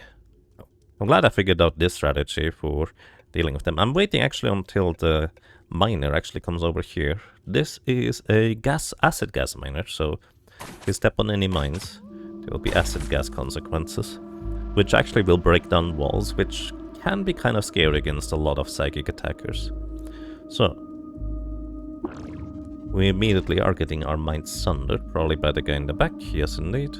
We're gonna try and knock out one or two of them. Flurry. Attack this guy. Charge this guy, which actually also should activate our sting. And this guy's paralyzed. Actually, he's straight up dead. Okay. Ubu has absolutely no trouble dealing with these clones. That is amazing. One more? Are you sure that's a good idea, standing right in front of me doing that? And another one. I'd like to just point out that it is really bizarre to me personally to play a character that can actually fight. Like normally. This is how you play the game. You just have some way of dealing damage in combat. But because I've only really played minion-based characters, I don't usually play a character that can fight by him or herself. Another Novice of the Sightless Mind. Random Bear. And which one is the one that decided to do the thing? This guy. Okay, get the flurry out, trying to knock out the bear sprint. Hit you with the stinger, so you stop doing that, because it's kind of rude. Hit you. There's a random Gushling. What's this one? Just a defanged Gushling, okay. Just a random underground creature that happened to spawn in here. Okay, one of them burrows his mind again, once again the one in the back. Predictably so. Hit this guy, charge. You're paralyzed and very dead as well. Gonna pick up these items afterwards. I'm just more focused on trying to nuke them before anything bad happens. One of them decides to come over here, and I think there's actually another big guy. This one over here on the right. This guy has random mutations, mental mutations that is, and that is kind of scary. Who is attacking me currently? You are. Can I charge? I'm pretty sure this is too far, isn't it? Can I charge you? I can. This guy is dead. Step 1. Okay, now this could be super sketchy. If I get stunned by this guy in some capacity, we could get our mind wiped. So I'm gonna end domination immediately. Wait 1 round for Ubu to potentially attack, and go back upstairs. Okay, Ubu is right here. I was worried for a second that she might not be here. Okay, we're immediately going to wait until the group is healed, because Ubu needs to recover her health. It is also daytime, so let's go back upstairs. Right here. And we're gonna mind control Ubu. Bask in the sun to get the extra quickness. Basically 15... We're just straight up 15% faster than the average creature, which is honestly really, really good. Then I need to wait a few more turns. Oh, the guy actually came over here. And he has freeze. Okay, I don't know where he is. But I need to step out of the cryogenic thing. Am I frozen? No, I'm fine. Because I have extra cold resistance, the temperature at which I get frozen is actually higher, so I'm stepping out of here.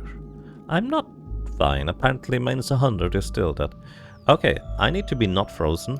So this is why you have... Uh-oh.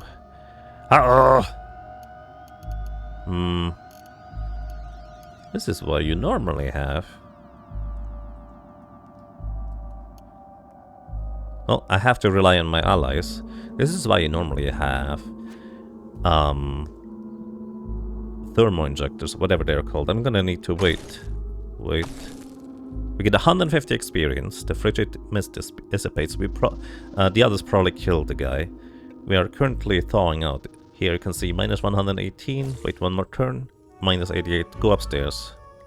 Okay, I think Ubu and or Bardo have taken them out, so we should be fine on that end.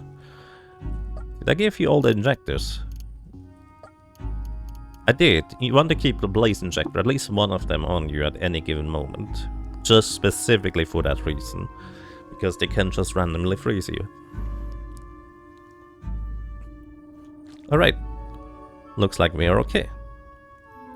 Mind control Ubu again. See where all the enemies are. And yeah, that guy must have followed us because he's no longer anywhere else. It's just a random carbide hammer on the ground. Grabbing this one.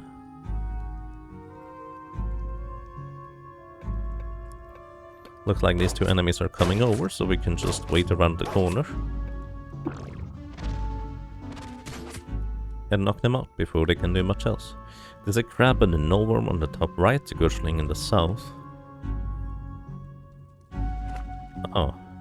Apparently the Gushling we would encounter going down there. You can see these two creatures on the right side are just standing right next to each other. But because they are not active yet, they're not gonna fight or attack us. Apparently the Arcanauts have no trouble with the Gurchlings to begin with, so... Okay. There is just a random steel shield laying around here. Oh. And there is... a plant sprout that just decided to encase me in plants for no reason. Okay, we're good for now. Continuing to explore with Ubu's combat prowess. Some books, might as well pick them up. I have to pick these books up individually. Oh, this one is illuminated. Illuminated, in short, means this book is adorned with decorative marginalia and illustrations. It's worth 30% more. That is both 30% more in terms of experience and money, if I'm not mistaken. Our chest, there's nothing in it. Okay, we are getting attacked by a crab, but we should have no trouble dealing with this one. And we're going to use swipe. Attack everything around us. Blurry the crab. Hit with everything. Attack you one more time and you're dead. Attack you. You're also no trouble. Somebody must have stepped on this plant matter thing as well around here, because there's just plant walls everywhere. Attack the doggy. Goodbye, doggy. Ooh, suddenly a lot more can be smelled, probably because we opened up the wall. Alright, there's 2 more. And an earthworm. This is why there's these walls everywhere. There's an earthworm just sneaking its way through here.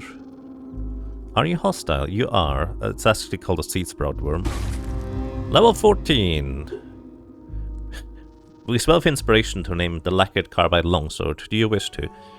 No, because I think it's annoying, but yes, because this is what Ubu would want to do.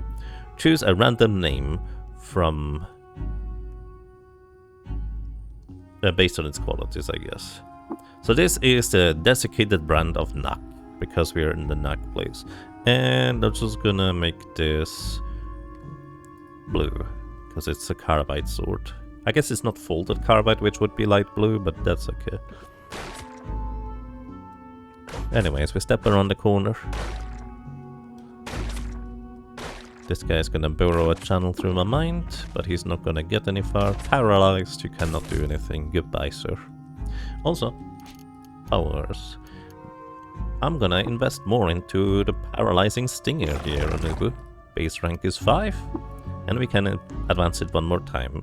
It's gonna deal even more damage and more damage penetration. Also longer paralyzing stun. Yeah, plus 3 rounds. So it's 4 to 6 rounds where the enemy is gonna be paralyzed when we paralyze them with the stinger. So it's getting really strong now. There's an empty canteen. Nothing of note in it, I guess. That's okay. There's some dogs, and immediately we get channel burrow through our mind. Let's see if we can get through here to hit that guy before he does anything more silly. We're good. We still have over our max HP, so that means we haven't lost a whole lot of HP yet, so we can just keep going. In the bottom left you can also see we have 632 more turns of controlling Ubu directly.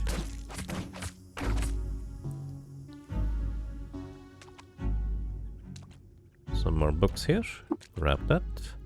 There's a glass bottle with 2 drums of oil in it. Sure. We might as well just use the canteen we just found and collect the oil in there. There's also honey.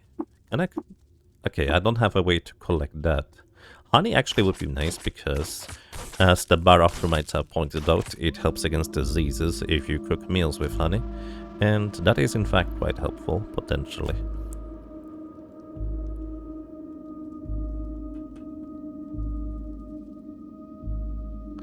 Alright, get more books.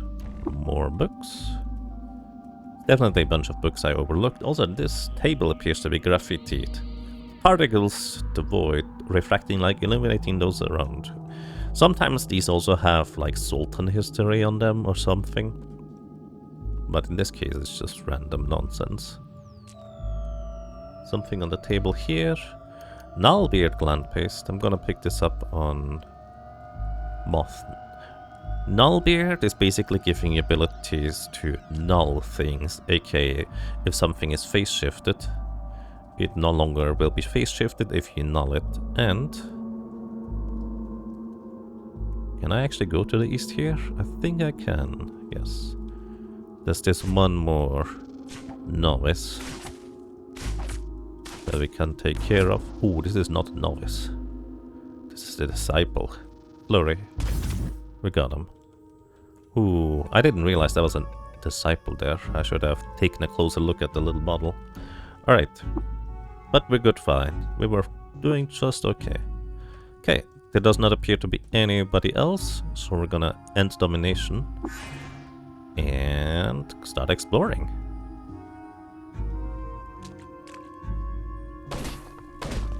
There's a painted steel battle axe that somebody left behind. Sultan history is about mexes. Also a bunch of items on the ground around here, so let me actually go ahead and pick these up. Chainmail's too heavy. Carbide dagger we pick up. This is relatively lightweight for good value. There's an Isahari Sunveil. Gives 200% a reputation with the Isahari tribe. Those are basically the raiders and the riflers that are throughout the desert. And if you equip this early on, you actually can potentially be neutral towards their faction. But I believe we already have like negative reputation with them, because, well, we killed some of the people they liked. Nullworm Skull is reasonably valuable. Once again, I'm checking over here. There's Bloodstained Goggles. Sure, we grab these. I'm checking on the right side as to whether there's anything particularly valuable laying around on the ground. There's a Carbide Dagger, Copper Nugget. I used to also pick up the steel plate mails and such and put them onto my allies, but it's just way too heavy for not that great of a value.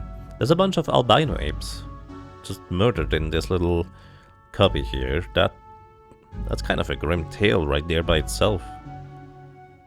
Like 4 albino ape corpses just around us. We can butcher them, because, well, might as well at this stage.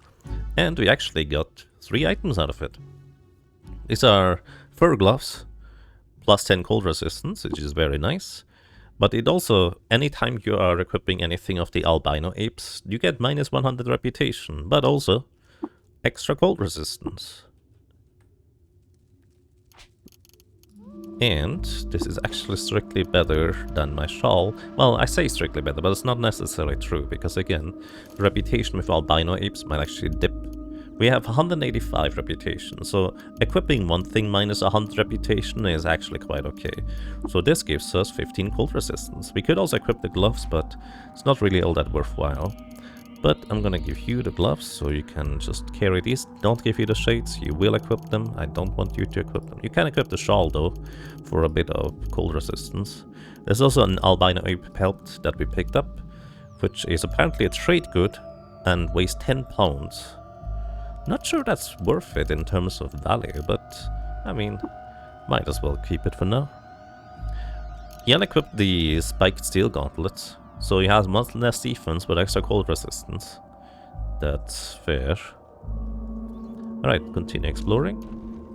Grab some more books around here. More books, including Illuminate one. An Isahari rifle, I'm not bothering to pick them up. You can actually use them as scrap and disassemble them as a tinkerer, but again, I don't have enough intelligence to get into that yet. And I'm overburdened again. Alright, there's a thing right here. I'm gonna attack it. It's a seed sprout worm, just making a wall. How very inconvenient. Goodbye. The problem right now is I'm overburdened because I just picked up an item. Oh, I forgot to identify these strange tubes. Mechanical wings. You can equip these on your back, and you can have a chance to fly with these. Although, there's like, what, a 5% chance that you're just plopping down. You do get extra reputation with birds and winged mammals. I'm actually curious. Bird reputation is neutral, and winged mammals is also neutral. Okay. If I give these wings to one of my snapshot buddies, they will equip them, which is not necessarily what I would want, but it's also not that bad. Anyways, I guess I'm just dropping the nullworm skull for now, so I can move around again, so we can destroy the wall here, so our snapshot friends can follow. So now we pick up the nullworm skull again and give you all these items. You equip mechanical wings, it's fine. I forgot to disassemble the Yakweed stem, I just realized. Which is, well, adding a bit of weight. So we're just gonna use one of these random campfires, preserve the raw bear meat and the Yakweed stem. Which gives us a bit more carrying capacity. Okay, we're just looking at all these items real quick. This was a bit too quick for me. To try and see whether there's anything worthwhile. I think there's something on the table. Yeah, Nullbeard gland paste I want. The pickles I take as well. Don't care about the rest. Okay, we should be fine.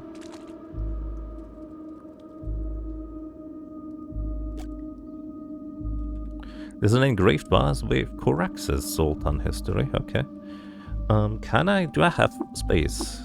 I do not have anywhere to collect the honey. I would love to have space for honey. But well, I do not. That's okay, we can get honey otherwise too. Oh, apparently I was able to open up that door over to the east. Why? Is it because I'm friendly with the Barathromites? Or do I have picked up an access card that I didn't realize? Alright, go to the staircase down, and we're gonna just do the same song and dance. Down here again, I guess. Go downstairs and hope that we don't get murdered.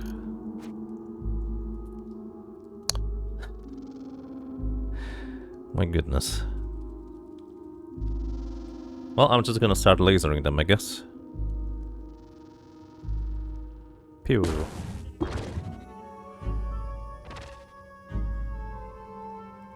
You attack this guy right in front of you, please. This is the one that is locked in psychic battle with me. I'm gonna use Intimidate to hopefully, potentially, maybe make him run away. You're terrified and no longer trying to burrow your mind through mine. That's good. Very good, in fact. Hit that guy. Boo boo, you attack this guy. Okay, there's more. And now I think it's time to go upstairs. There's a dog that tried to come up with us, and he's no longer here. The reason I went back upstairs is because I didn't see where Bardo was, and he could have had his mind sundered without me seeing. There's the enemy down there, down the staircase. He does not appear to attack back. It's a guard dog. And I'm using my pickaxe, I guess. Oh, he is attacking back, because I just got hit. Okay, you came up. More sundering my mind. We can survive a turn or two. You attack this guy.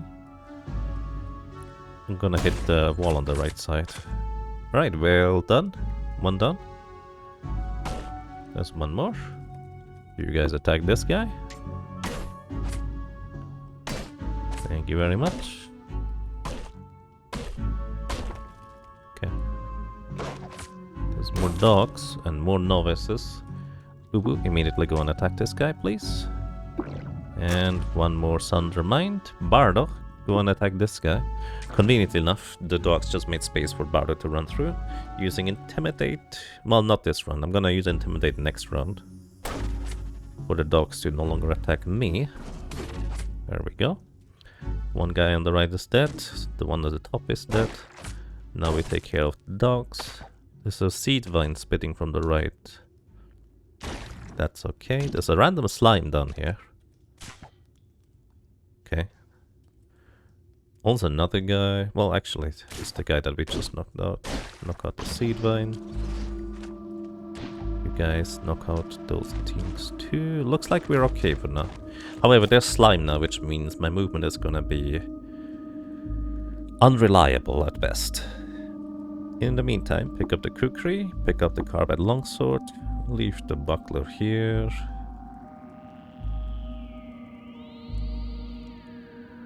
There's steel warhammer, sun and moon mask. Alright. Okay. So what I'm gonna do once again is going to do the same as before. Control you, my friend. You're hungry again, that's a shame. Let's see, there's a lot of things around. Let's wait around and to see whether we can figure out what they are. Just a bunch of novice of the sightless mind and slimes. Slimes are just really inconvenient because they mean that we have trouble trying to traverse the area without slipping and gooping everywhere. It's not gonna get any better anytime soon. And there's even tar here. Or asphalt, I guess. We want to go around it so we don't get stuck in it. This novice is attacking the goop. What's this? A charred corpse. Huh. Elastine gloves. They give +1 agility. Elastine is pretty good equipment. What are our gloves? The ape gloves. I wonder whether Uber would equip those. What's your evasion currently? 19 is actually really good. Okay, you burrow your mine through mine. I just knock you out before you can do anything with that information. Oh, apparently these herding dogs are a fair bit stronger because we got 300 experience for that one. More mine sundering, but that is perfectly fine because we can just knock them out before they can do anything. Knock out the herding dog. Hello. More dogs.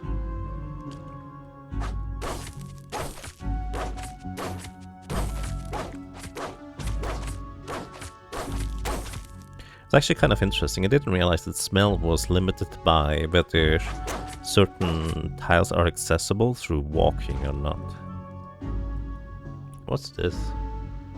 Putrescence. Ew. Putrescence being anything that just makes you ill and gives you diseases, basically. Don't recommend. I'm actually gonna just whip up a random... Oh. I was gonna whip up a random meal, but we don't have the ability. Pick up the elastine gloves.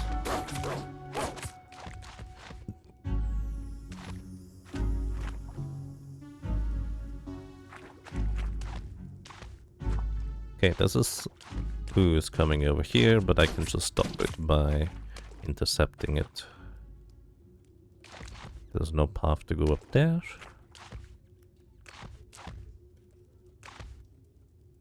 More oozes. I don't see any novices of the sightless way for now, so we might be okay to just go. But at this point I just feel safer exploring via taking control of our snapshot. Freddy? Freddy? Friend. I was kind of in my mind going between friend and buddy, so it's became Freddy.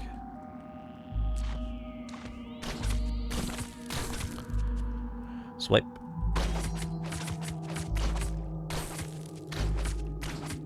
By the way, even regular attacks have a chance to paralyze with our stinger, which is really good. Okay. We couldn't smell that worm because it was behind this wall, and if we break down this wall, we don't smell... There we go. Kind of funny on how the smell is strictly reliant on being able to walk certain places.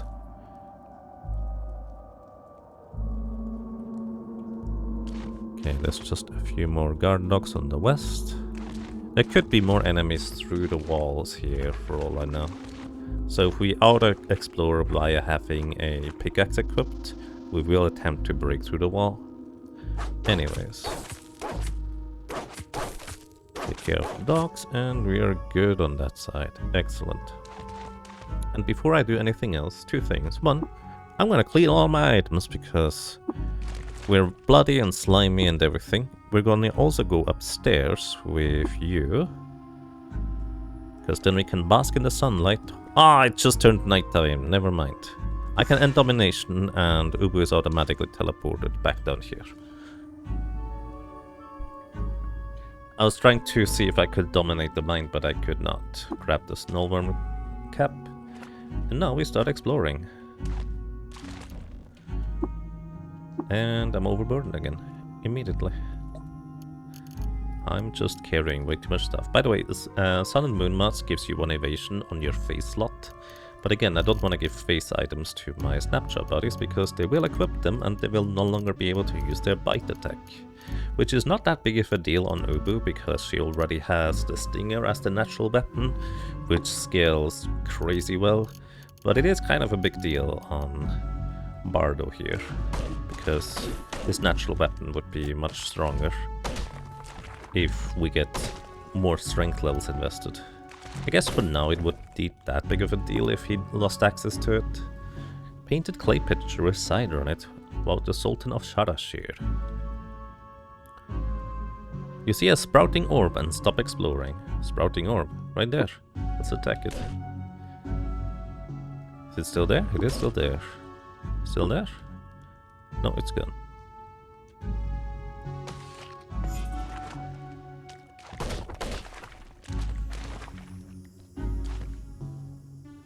You stop exploring because it tried to move but stayed in the same place because we've slipped back to where we were because of the slime.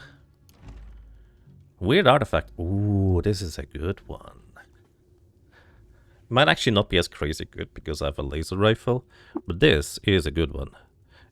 And the reason why I know this is because it's half yellow. I don't know why this one in particular is half yellow, but let's examine it. This is an electro bow. It effectively uses battery in order to shoot lightning shots. And it has really, really good accuracy. And I guess more importantly, gonna replace the cell. More importantly, it cannot randomly dismember myself. Plus, I think it has better accuracy than the rifle. Yeah, it's very high accuracy. So if I create clones of myself, this might be the way to go. There's another weird artifact I picked up. A carbide freezing, or a freezing carbide hammer. Okay. So many weird artifacts. You can have this chem cell. I'm not going to use it anytime soon. Get this, and wait. So here's the thing. If I give him the laser rifle, she will use it. But if I give her the laser rifle without a chem cell, she cannot use it. But if I then give her a chem cell because she's just supposed to carry one, then she would be able to slot that in and actually use it anyway. So I'm gonna give this to Bardo. I just need to remember to not give Bardo any chem cells. And also make sure that he sells or gets us the item to sell later on down the road. Okay, that appears to be everything here. Let me actually go up here real quick. Wait, I just spotted something. There in this doorway, there's a slimy nylon-backed body pack. Well, it's a nylon body pack. This is a back item which gives you plus 20% carrying capacity. I'm gonna equip this instead of the ape fur cloak, because that would actually be very nice to just, you know, not having to give my stuff over as frequently as I currently do. I keep getting stuck with the slime. Just go straight through that wall. Gonna clean all of my items. Gonna clean all of your items. Oop, where are you? Gonna clean all of your items. Alright, then we go down to the staircase on the right side. What's on this table? A cloth overall. Alright. The staircase is now slippery because slime, so it's a bit inconvenient, but we should be okay. Alright, there's only one novice this time. I'm immediately gonna tell Bardo to attack that guy.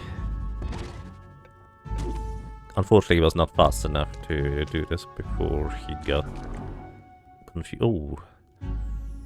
My buddies got confused down there. Because there's a disciple. He has the confusion attack. I wonder whether they always have confusion attacks. Gonna release adrenaline. And shoot you with my electro bow, I guess. Once. Twice. And he's dead. That was nice and efficient.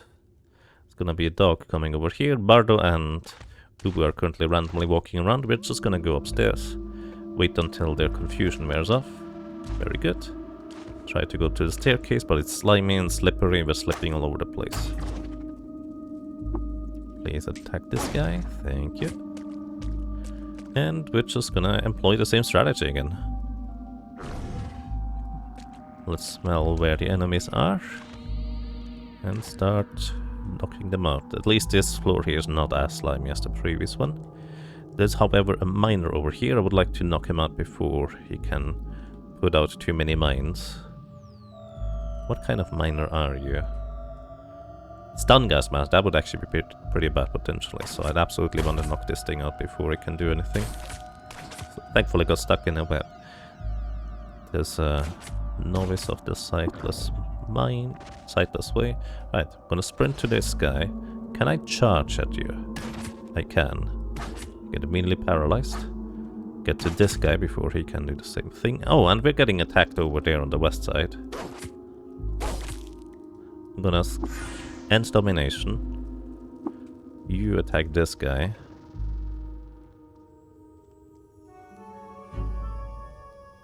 Go upstairs. And... ah, there's a campfire nearby. Okay, this campfire is actually reasonably close. Actually, apparently there's another campfire under the bedroll. We can light that one too. It's gonna eventually burn the bedroll. Alright. How long would you like to sleep? We can sleep? In the bedroll? Actually, I never tried that.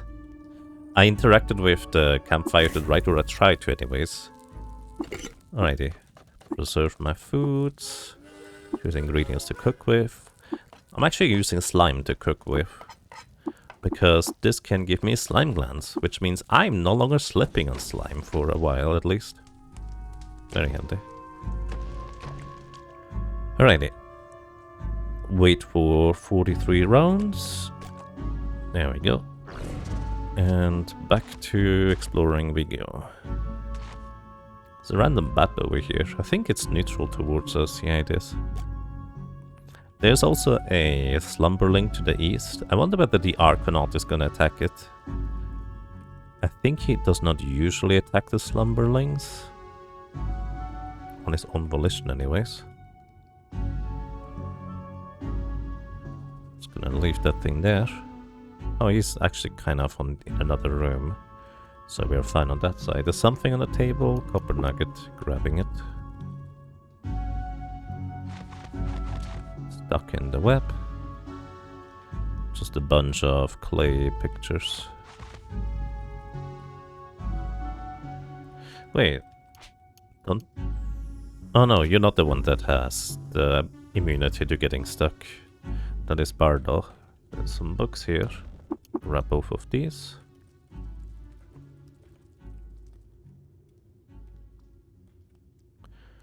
There's more books here. Explore these areas. Doggy. Goodbye, doggy. I wish we could be friends instead. Well, you chose violence before we could talk. Clean my items because I'm slimy still. There's the way down. That's good to know.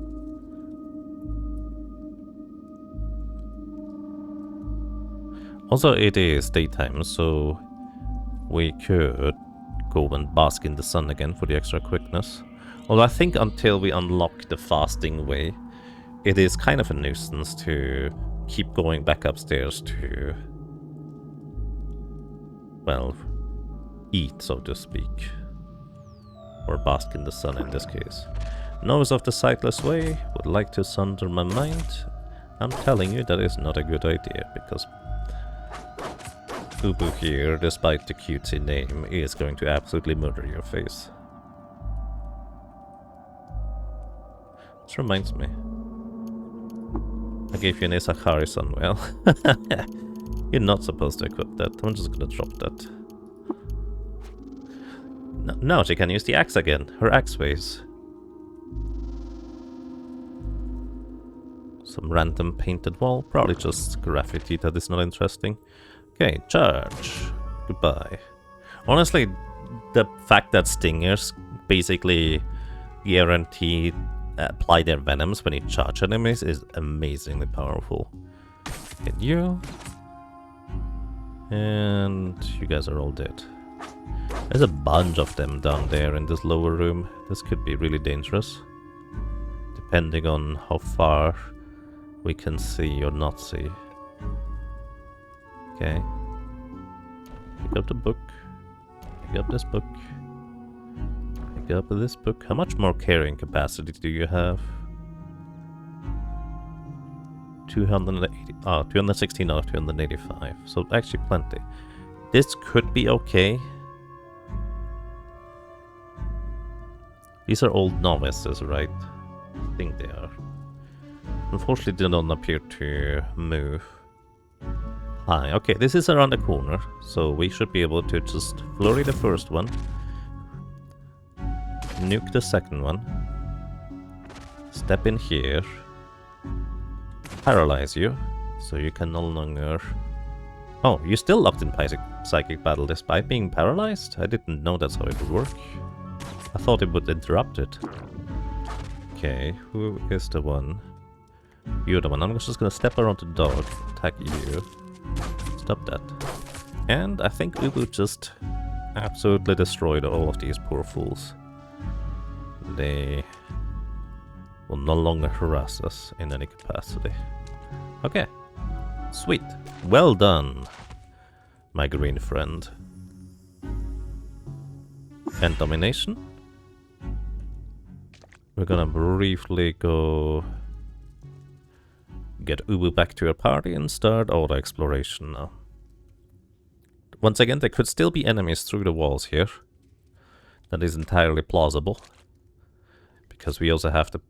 Do I have to pickaxe equip still? I do. I did not equip it. At some point we have to regenerate our face, but for now apparently that's not a big deal that we don't have one. Short bow on the table and more arrows on the table. Just leave those there. Water skin with rams of fresh water. Sure, why not? Get some more books.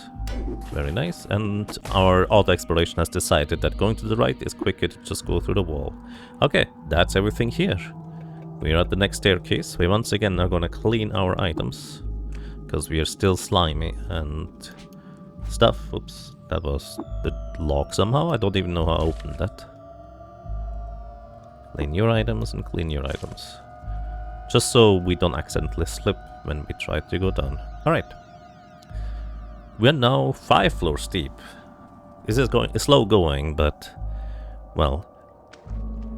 I hope to be able to get here soon. Oh my goodness.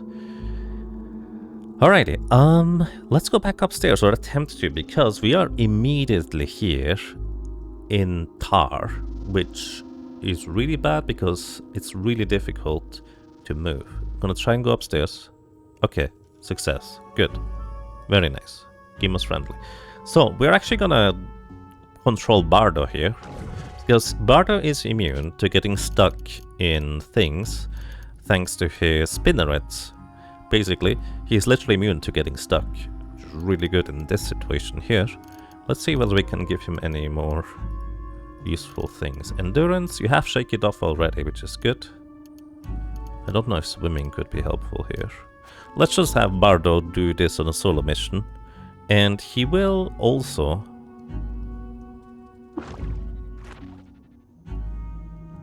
Okay, this guy I think is sundering our mind. That's a awkward angle. Immediately go back up.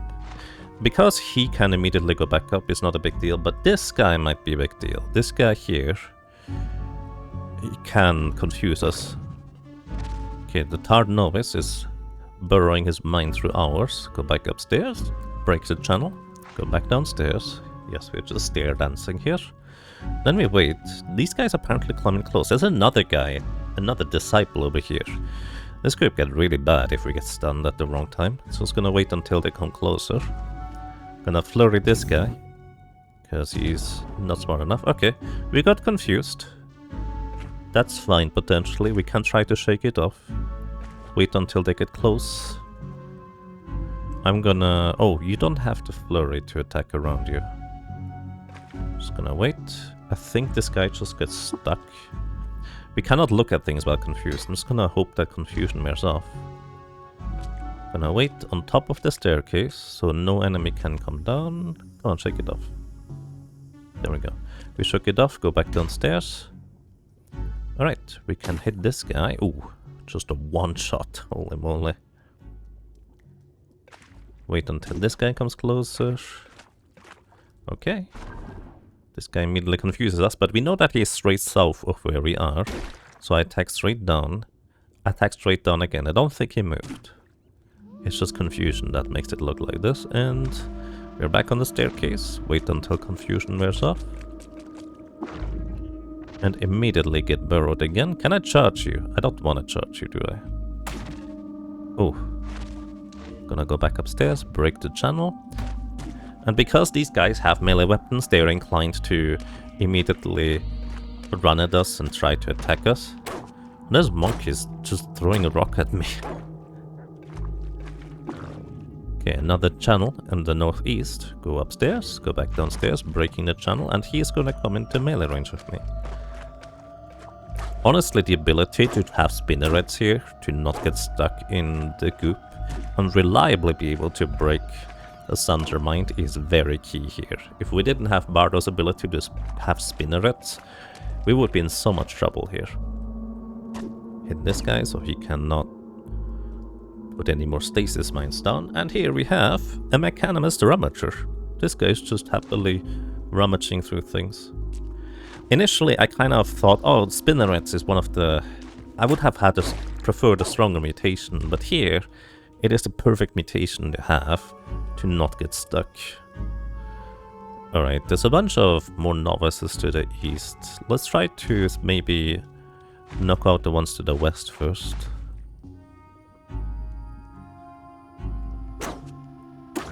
Okay, immediately burrows his mind and he's dead. Level 13.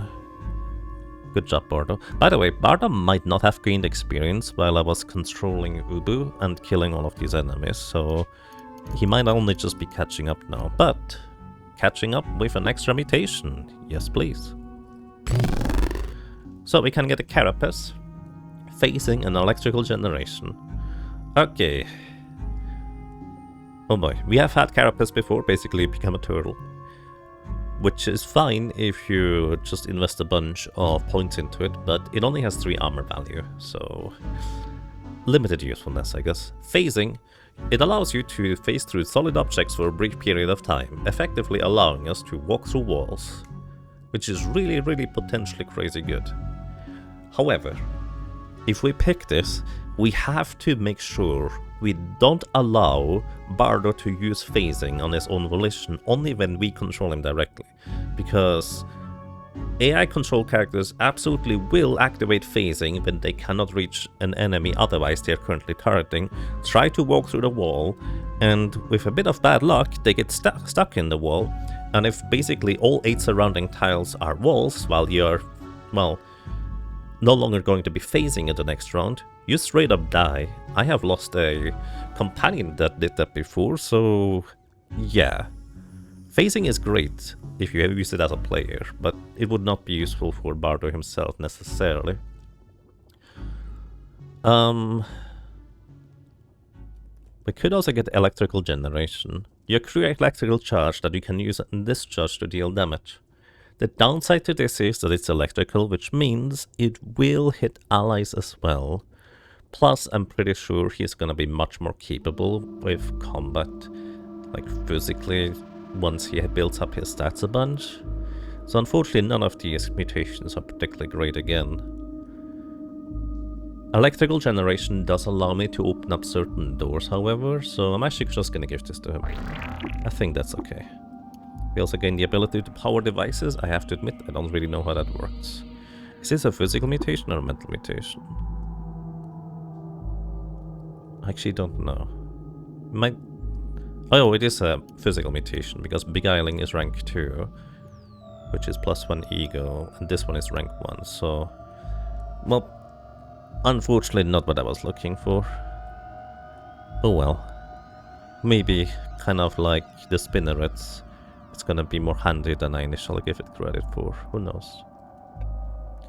Okay, this is interesting. Here we have a bat over there. This is a juice sap and psychic thrall. Okay, juice sap is okay. Sap bats, so to speak, what they do is quite simple actually. They absorb whatever they sap. In this case, juice is literally just they absorb our water from our body, which is unpleasant but not particularly dangerous. I won't judge it anyways, it didn't even matter. But they only do this if their attacks penetrate us here. Also, there's a Gyrewite and Shuggrith and Psychic Thrall. You're a Psychic Thrall? Of whom? Is this? Oh, this must be another disciple over here. Oh wait, there's also a Snail Mother. I think this is also Psychic Thrall, isn't it? Okay, we defeated a Gyrewite, no problem. He didn't even deal damage to us. A random Spark Tick there too. Anyways. This is actually very interesting here. This guy dropped a Gershling Fangs. This is a face item that you can use in order to attack with. We already have our face axe, so we actually don't necessarily want to attack with this to begin with, because it's short blades rather than axes. I will be picking this up with Moth, but the folded carbide wrist blade is actually quite intriguing, because we could equip this and have effectively a dagger extra attack on our wrists, which can be really good if you have multi-class weapon mastery. And this might be worthwhile to spec into short blades, just to have a slightly better chance to hit with them.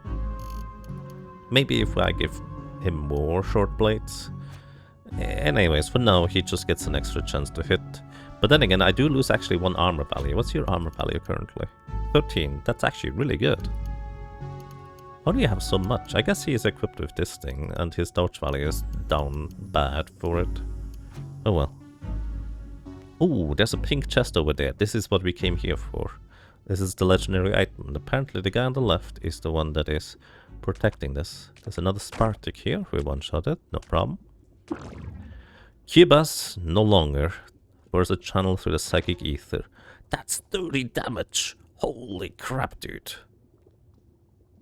This guy is way stronger than the others. We immediately end domination and summon him back upstairs here. At least I hope I summon him back upstairs. Okay, you're here. Oh, that's terrifying. We need to get over there immediately. I'm going to... Well, I need to go over there immediately before he regains the ability to do that again. Because that guy has so much more ego than any of the other creatures. He just dealt so much damage to our body there. So I'm gonna actually do this.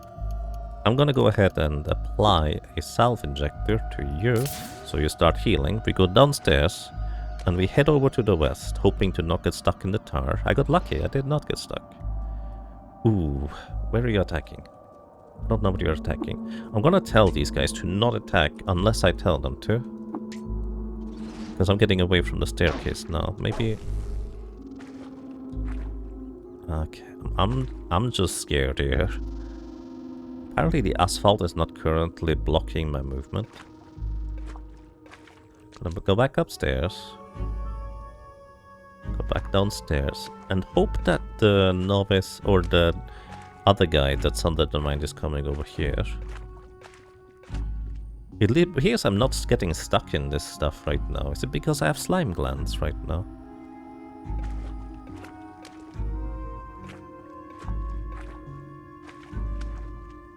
Yeah, maybe you don't get stuck in the asphalt as you do get in turf.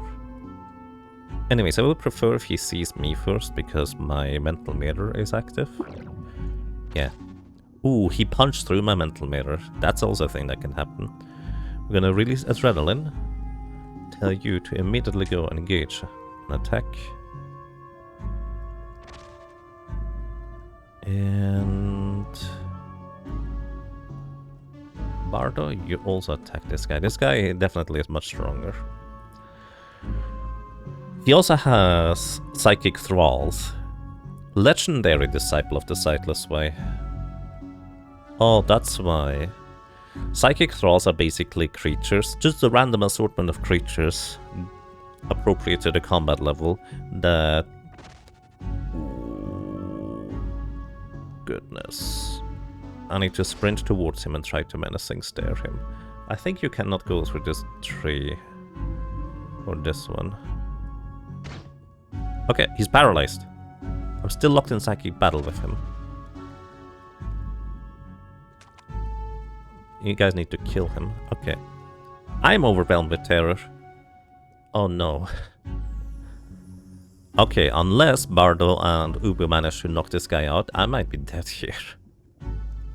This guy also had mental mirror, so I just scared myself. So I'm gonna apply an injector to heal up and hope for the best. He's already paralyzed, so that means... Okay, we got him. Oh my goodness.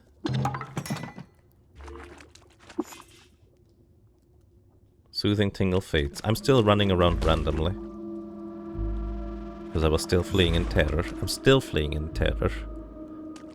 From nothing in particular at this point. That was super sketchy. Holy crap. I probably shouldn't have done that, realistically. But here we are. Oh, hey. There's an electric snail. Let me actually...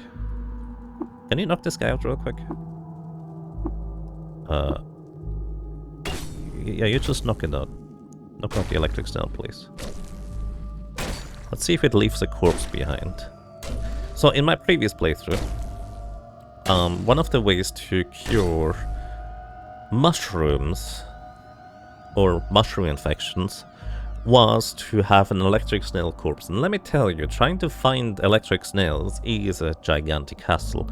So let me read my corpus colis real quick, or I would anyways. Who has it? Do you have the corpus colis? You do not. Let me just give you a random assortment of items. Don't give you a face item, because he will equip it. But of course you do. Actually, the carbine battle axe should go for towards Bardo, so he has a two-handed battle axe instead of a hammer, because he has axe proficiency, not hammer proficiency. Should equip that, right? Yeah, he equipped it. Nice. He also unequipped the wristblade for the +1 defense armor. Fair enough. Give me this corpus colis real quick, please. Thank you, sir. Let's see. On fungal infections. Oh, yeah, we also need an electric snail corpse again. So, I actually will want to either remember that there's an electric snail corpse here, or pick it up at the end and haul it somewhere else. Because this is going to be a necessary ingredient. Anyways, we have a legendary chest here. Let's see what's in it. Open it. And we find the Cybernetics Credit Wedge. If you find a Cybernetics Credit Wedge in one of these legendary chests, that means that's the only one. Sometimes you can find multiple legendary items in these historic sites. In this case, this is the last one, so it has a credit wedge in it. Credit wedges are used for cyborgs to buy points so they can have more implants into their body. For us, it's just a very valuable trade good. And there's the Desiccated Shield of Nak. It's an iron shield of legend. Far from the soaring Aegis of earlier periods, this concave ward was merely bent and polished on municipal lathe. It's painted with tiny images of brine. Shields only grant their armor value when you successfully block, and this one gives +2 willpower. It's a legendary shield with +2 willpower. To be fair, I might as well equip this thing, because +2 willpower gives me extra mental armor. Which is really nice, honestly, because these psychic enemies are gonna keep coming after me, and this is not the last time we are gonna see the Sunder Mine ability. So, since I do not care about the defense or the evasion downside, since I have no evasion to speak of to begin with, might as well equip this. And you know what? I'm gonna grab this pink chest, just because it's pink. And it's easier to spot when I just plop it down somewhere near a merchant for the future. Anyways, let us go back upstairs. First of all, there are more enemies down here, but do I care about clearing them out is the question. Maybe I do not. Grab this carbide longsword. I wonder whether a longsword is better than two swords equipped on you. Two-handed longsword. Is this gonna be better? Are you gonna equip this? You did equip it. Okay, sure. Why not? Yeah, honestly, I'm fine with just getting the legendary treasure from here and get out of here. Let me pick up the Gershling fangs. I don't plan on using those, plus I cannot use them anyways right now. But they are reasonably valuable as trade good. Anything else? Not really. Let's pick up the snail corpse. This thing is weighing 400 pounds. That's a heavy snail. Gonna give this over to Bardo here, because otherwise I cannot move.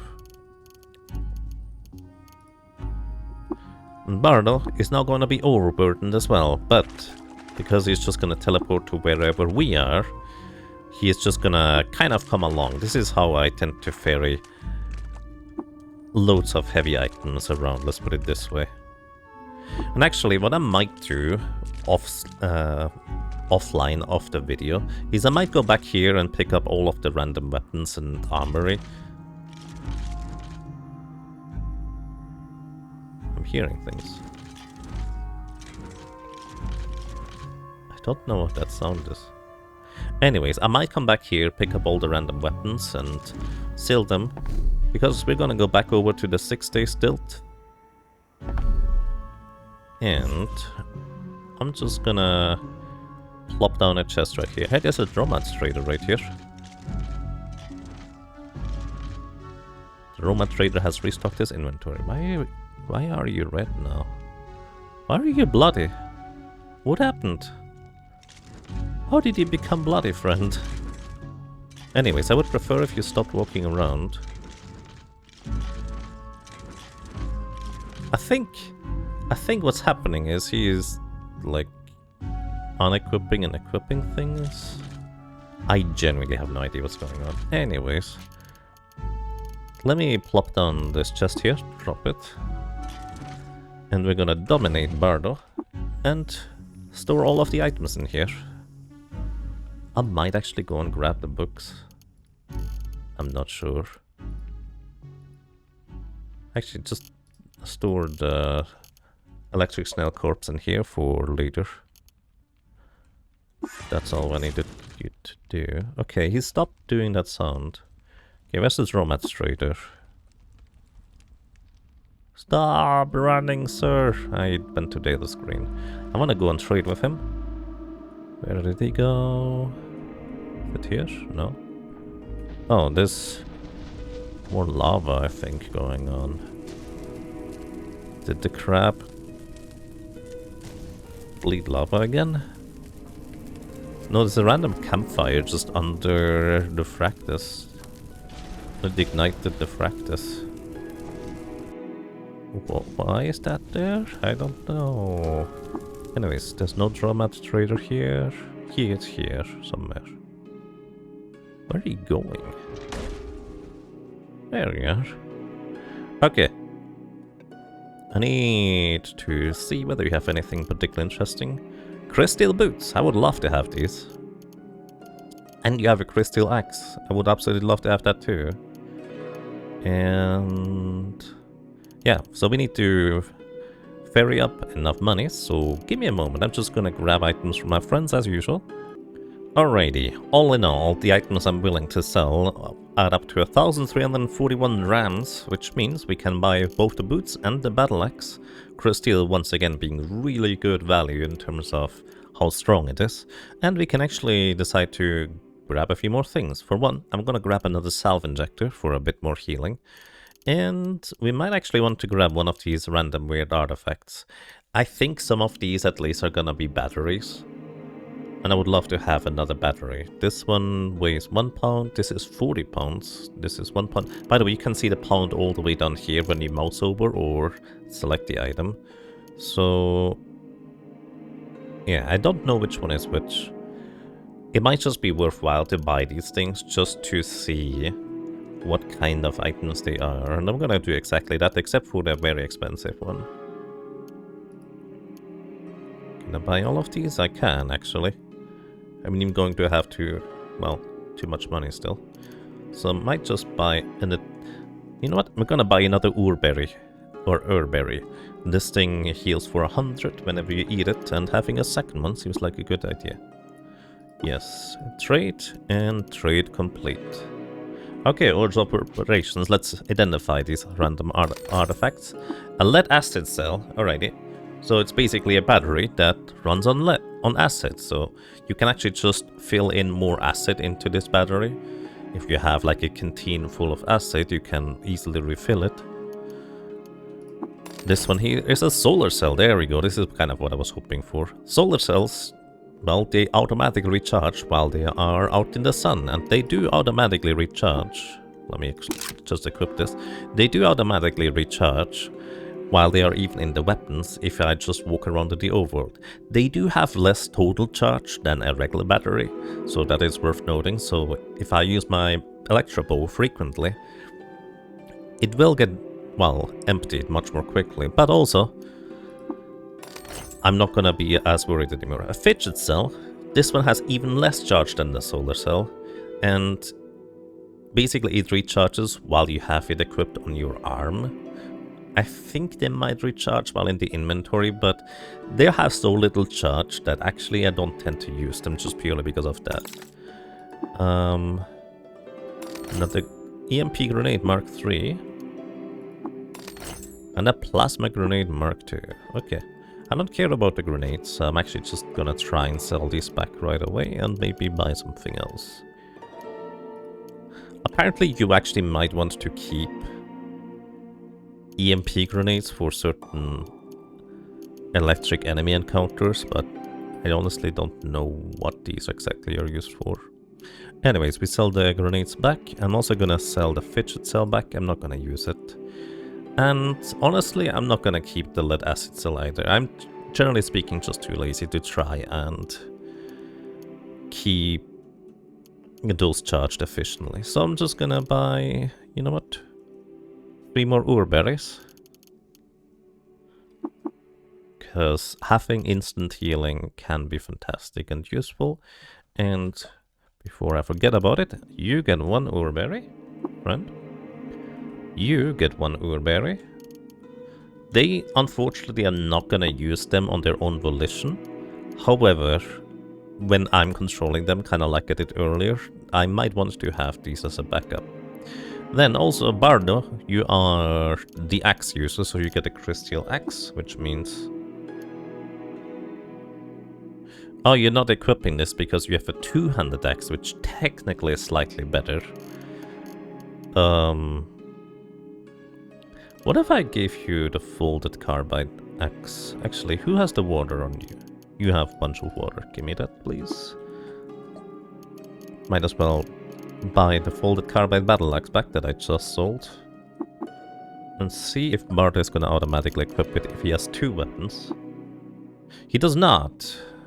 Okay, so I need to dominate you in order to make sure you're not being a big dingus, because the crystal battle axe is amazingly powerful compared to anything else we currently have, and the more axes he has, I think the happier I am. Oh, I forgot about the Nanon laser rifle. I wanna put that on the ground.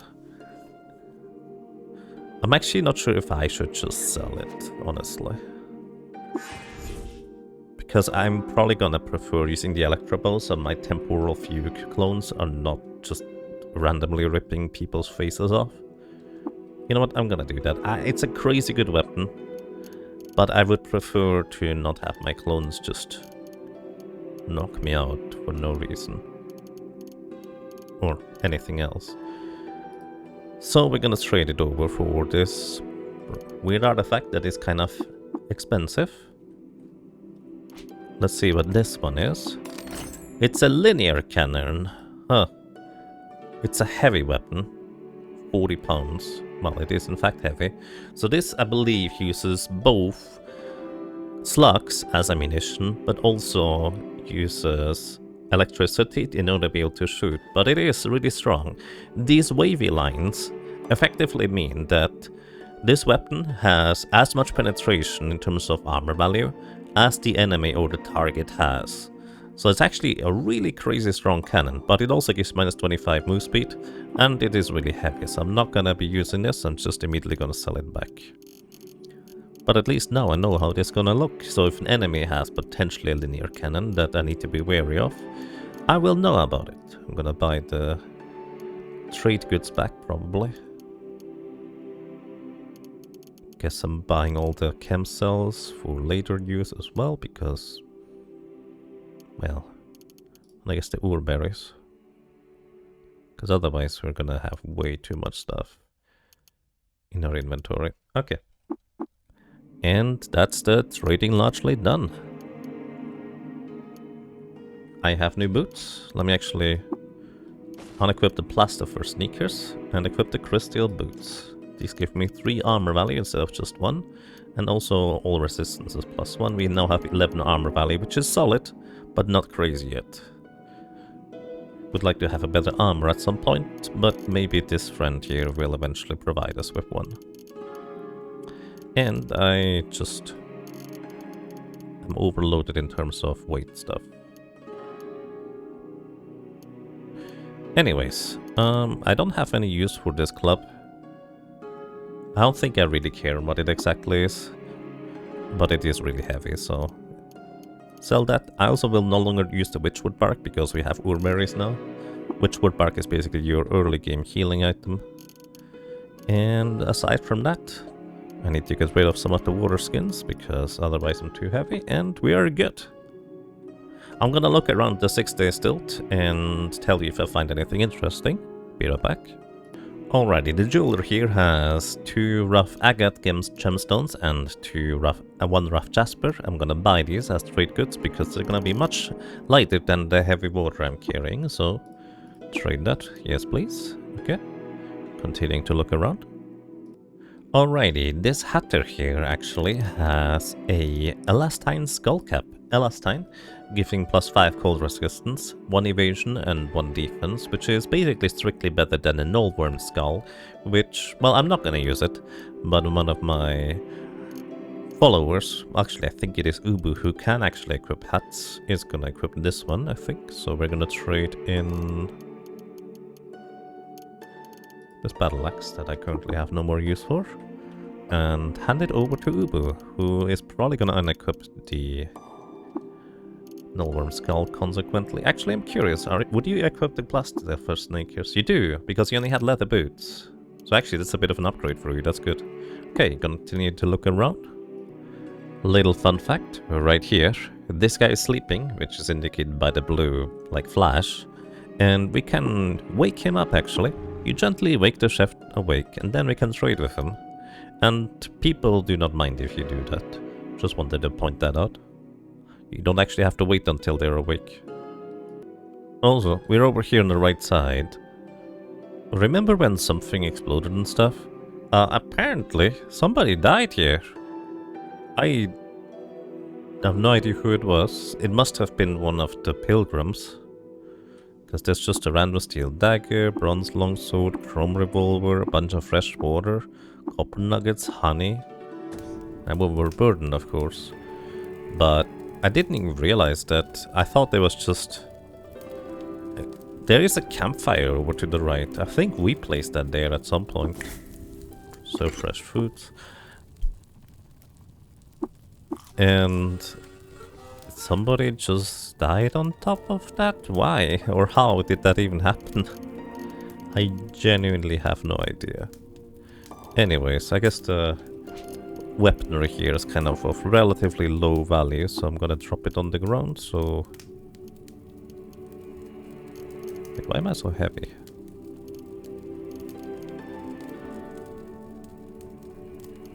Anyways, continuing to look around. Yeah, why am I so happy after I picked up a bunch of water and honey? Good job, brain. Alright, that's about everything there. So, what I've noticed actually, while I briefly controlled Ubu over here, I put all the books here into this pink chest, so I decided to not yet cash those in for experience. Maybe I'll do that later, but importantly, I wanted to keep them in case our Dromat trader friend in this area here has some more good items that we want to be able to afford, and books are a good trade good. What I noticed, however, is also Ubu apparently leveled up somewhere along the way, has one additional attribute point and one extra mutation. We're gonna once again put this into Paralyzing Venom, which now gives us a 1d10 damage roll instead of a 1d8, so basically slightly increased damage on average. And we're already rank 7 on this mutation. 3 more and then this is going to be as high as it gets. And then I'm also gonna go ahead and probably just put in the rest into toughness for more maximum HP, because 136 HP just still feels really low. Maybe I should put it into strength instead, like that could be the best choice potentially, but I just like the idea of extra toughness for more maximum HP on my, let's say, relatively mindless minion that's just charged straight into battle. That's gonna be that, plus on the skills I have decided, Longblade we're gonna invest into the dueling stance. I actually don't know if the AI is going to use the dueling stance or what, because you can only have one stance active. So they might use it aggressive or something. Anyways, we get +2 to hit with Longblades with dueling stance. And importantly, if we use dueling stance while swiping, we have a chance to disarm opponents. So I don't know if she's gonna switch over from aggressive stance here to dueling, but well, I guess we'll see. Also, I have figured out as to what that weird sound effect was that Bardo kept doing. It's because he attempted to fly while being overburdened and he couldn't fly. So every turn he just continued to try and fly. So, then on Bardo, we're also gonna go ahead and put all of these books that he currently has into this chest for later use, hopefully. He keeps everything else on him. And he does not currently have any way to level up. He's only level 13. He levels up so much slower than Ubu. It's kind of fascinating on how much different they seem to be. We can get Dismembered now. Dismember can do exactly what you think it is. It chops off a limb of an enemy creature, which means if it's a foot, they have less movement speed. If it's an arm, they might lose the ability to wield the weapon, etc. And it's just by itself a pretty strong attack. Your axe attacks that penetrate have a percentage chance to also dismember. 3% for 100 axes and 6% for 200 axes. Basically, each axe swing on top of it will also have just a passive chance to dismember once we unlock this. So I'm gonna do that. And he will be using this basically as soon as it's available at every given opportunity. Okay, and that's everything here. It's a bit of a longer episode. I didn't mean to go for that long, but turns out that Vault needed to be approached with a lot of caution in order to get out what I was looking for. And kind of in the future, I will probably be cutting out these opportunities to buy things, because you kind of know already at this point, I would imagine, on how it works, and I will just point out the key purchases, etc. So that's that for now. Thank you so much for watching, thank you so much for listening and for lurking. I hope you enjoyed your stay, I hope you enjoyed being around, and well, hopefully until next time, take care, and have a good day. Or a good night. Bye bye.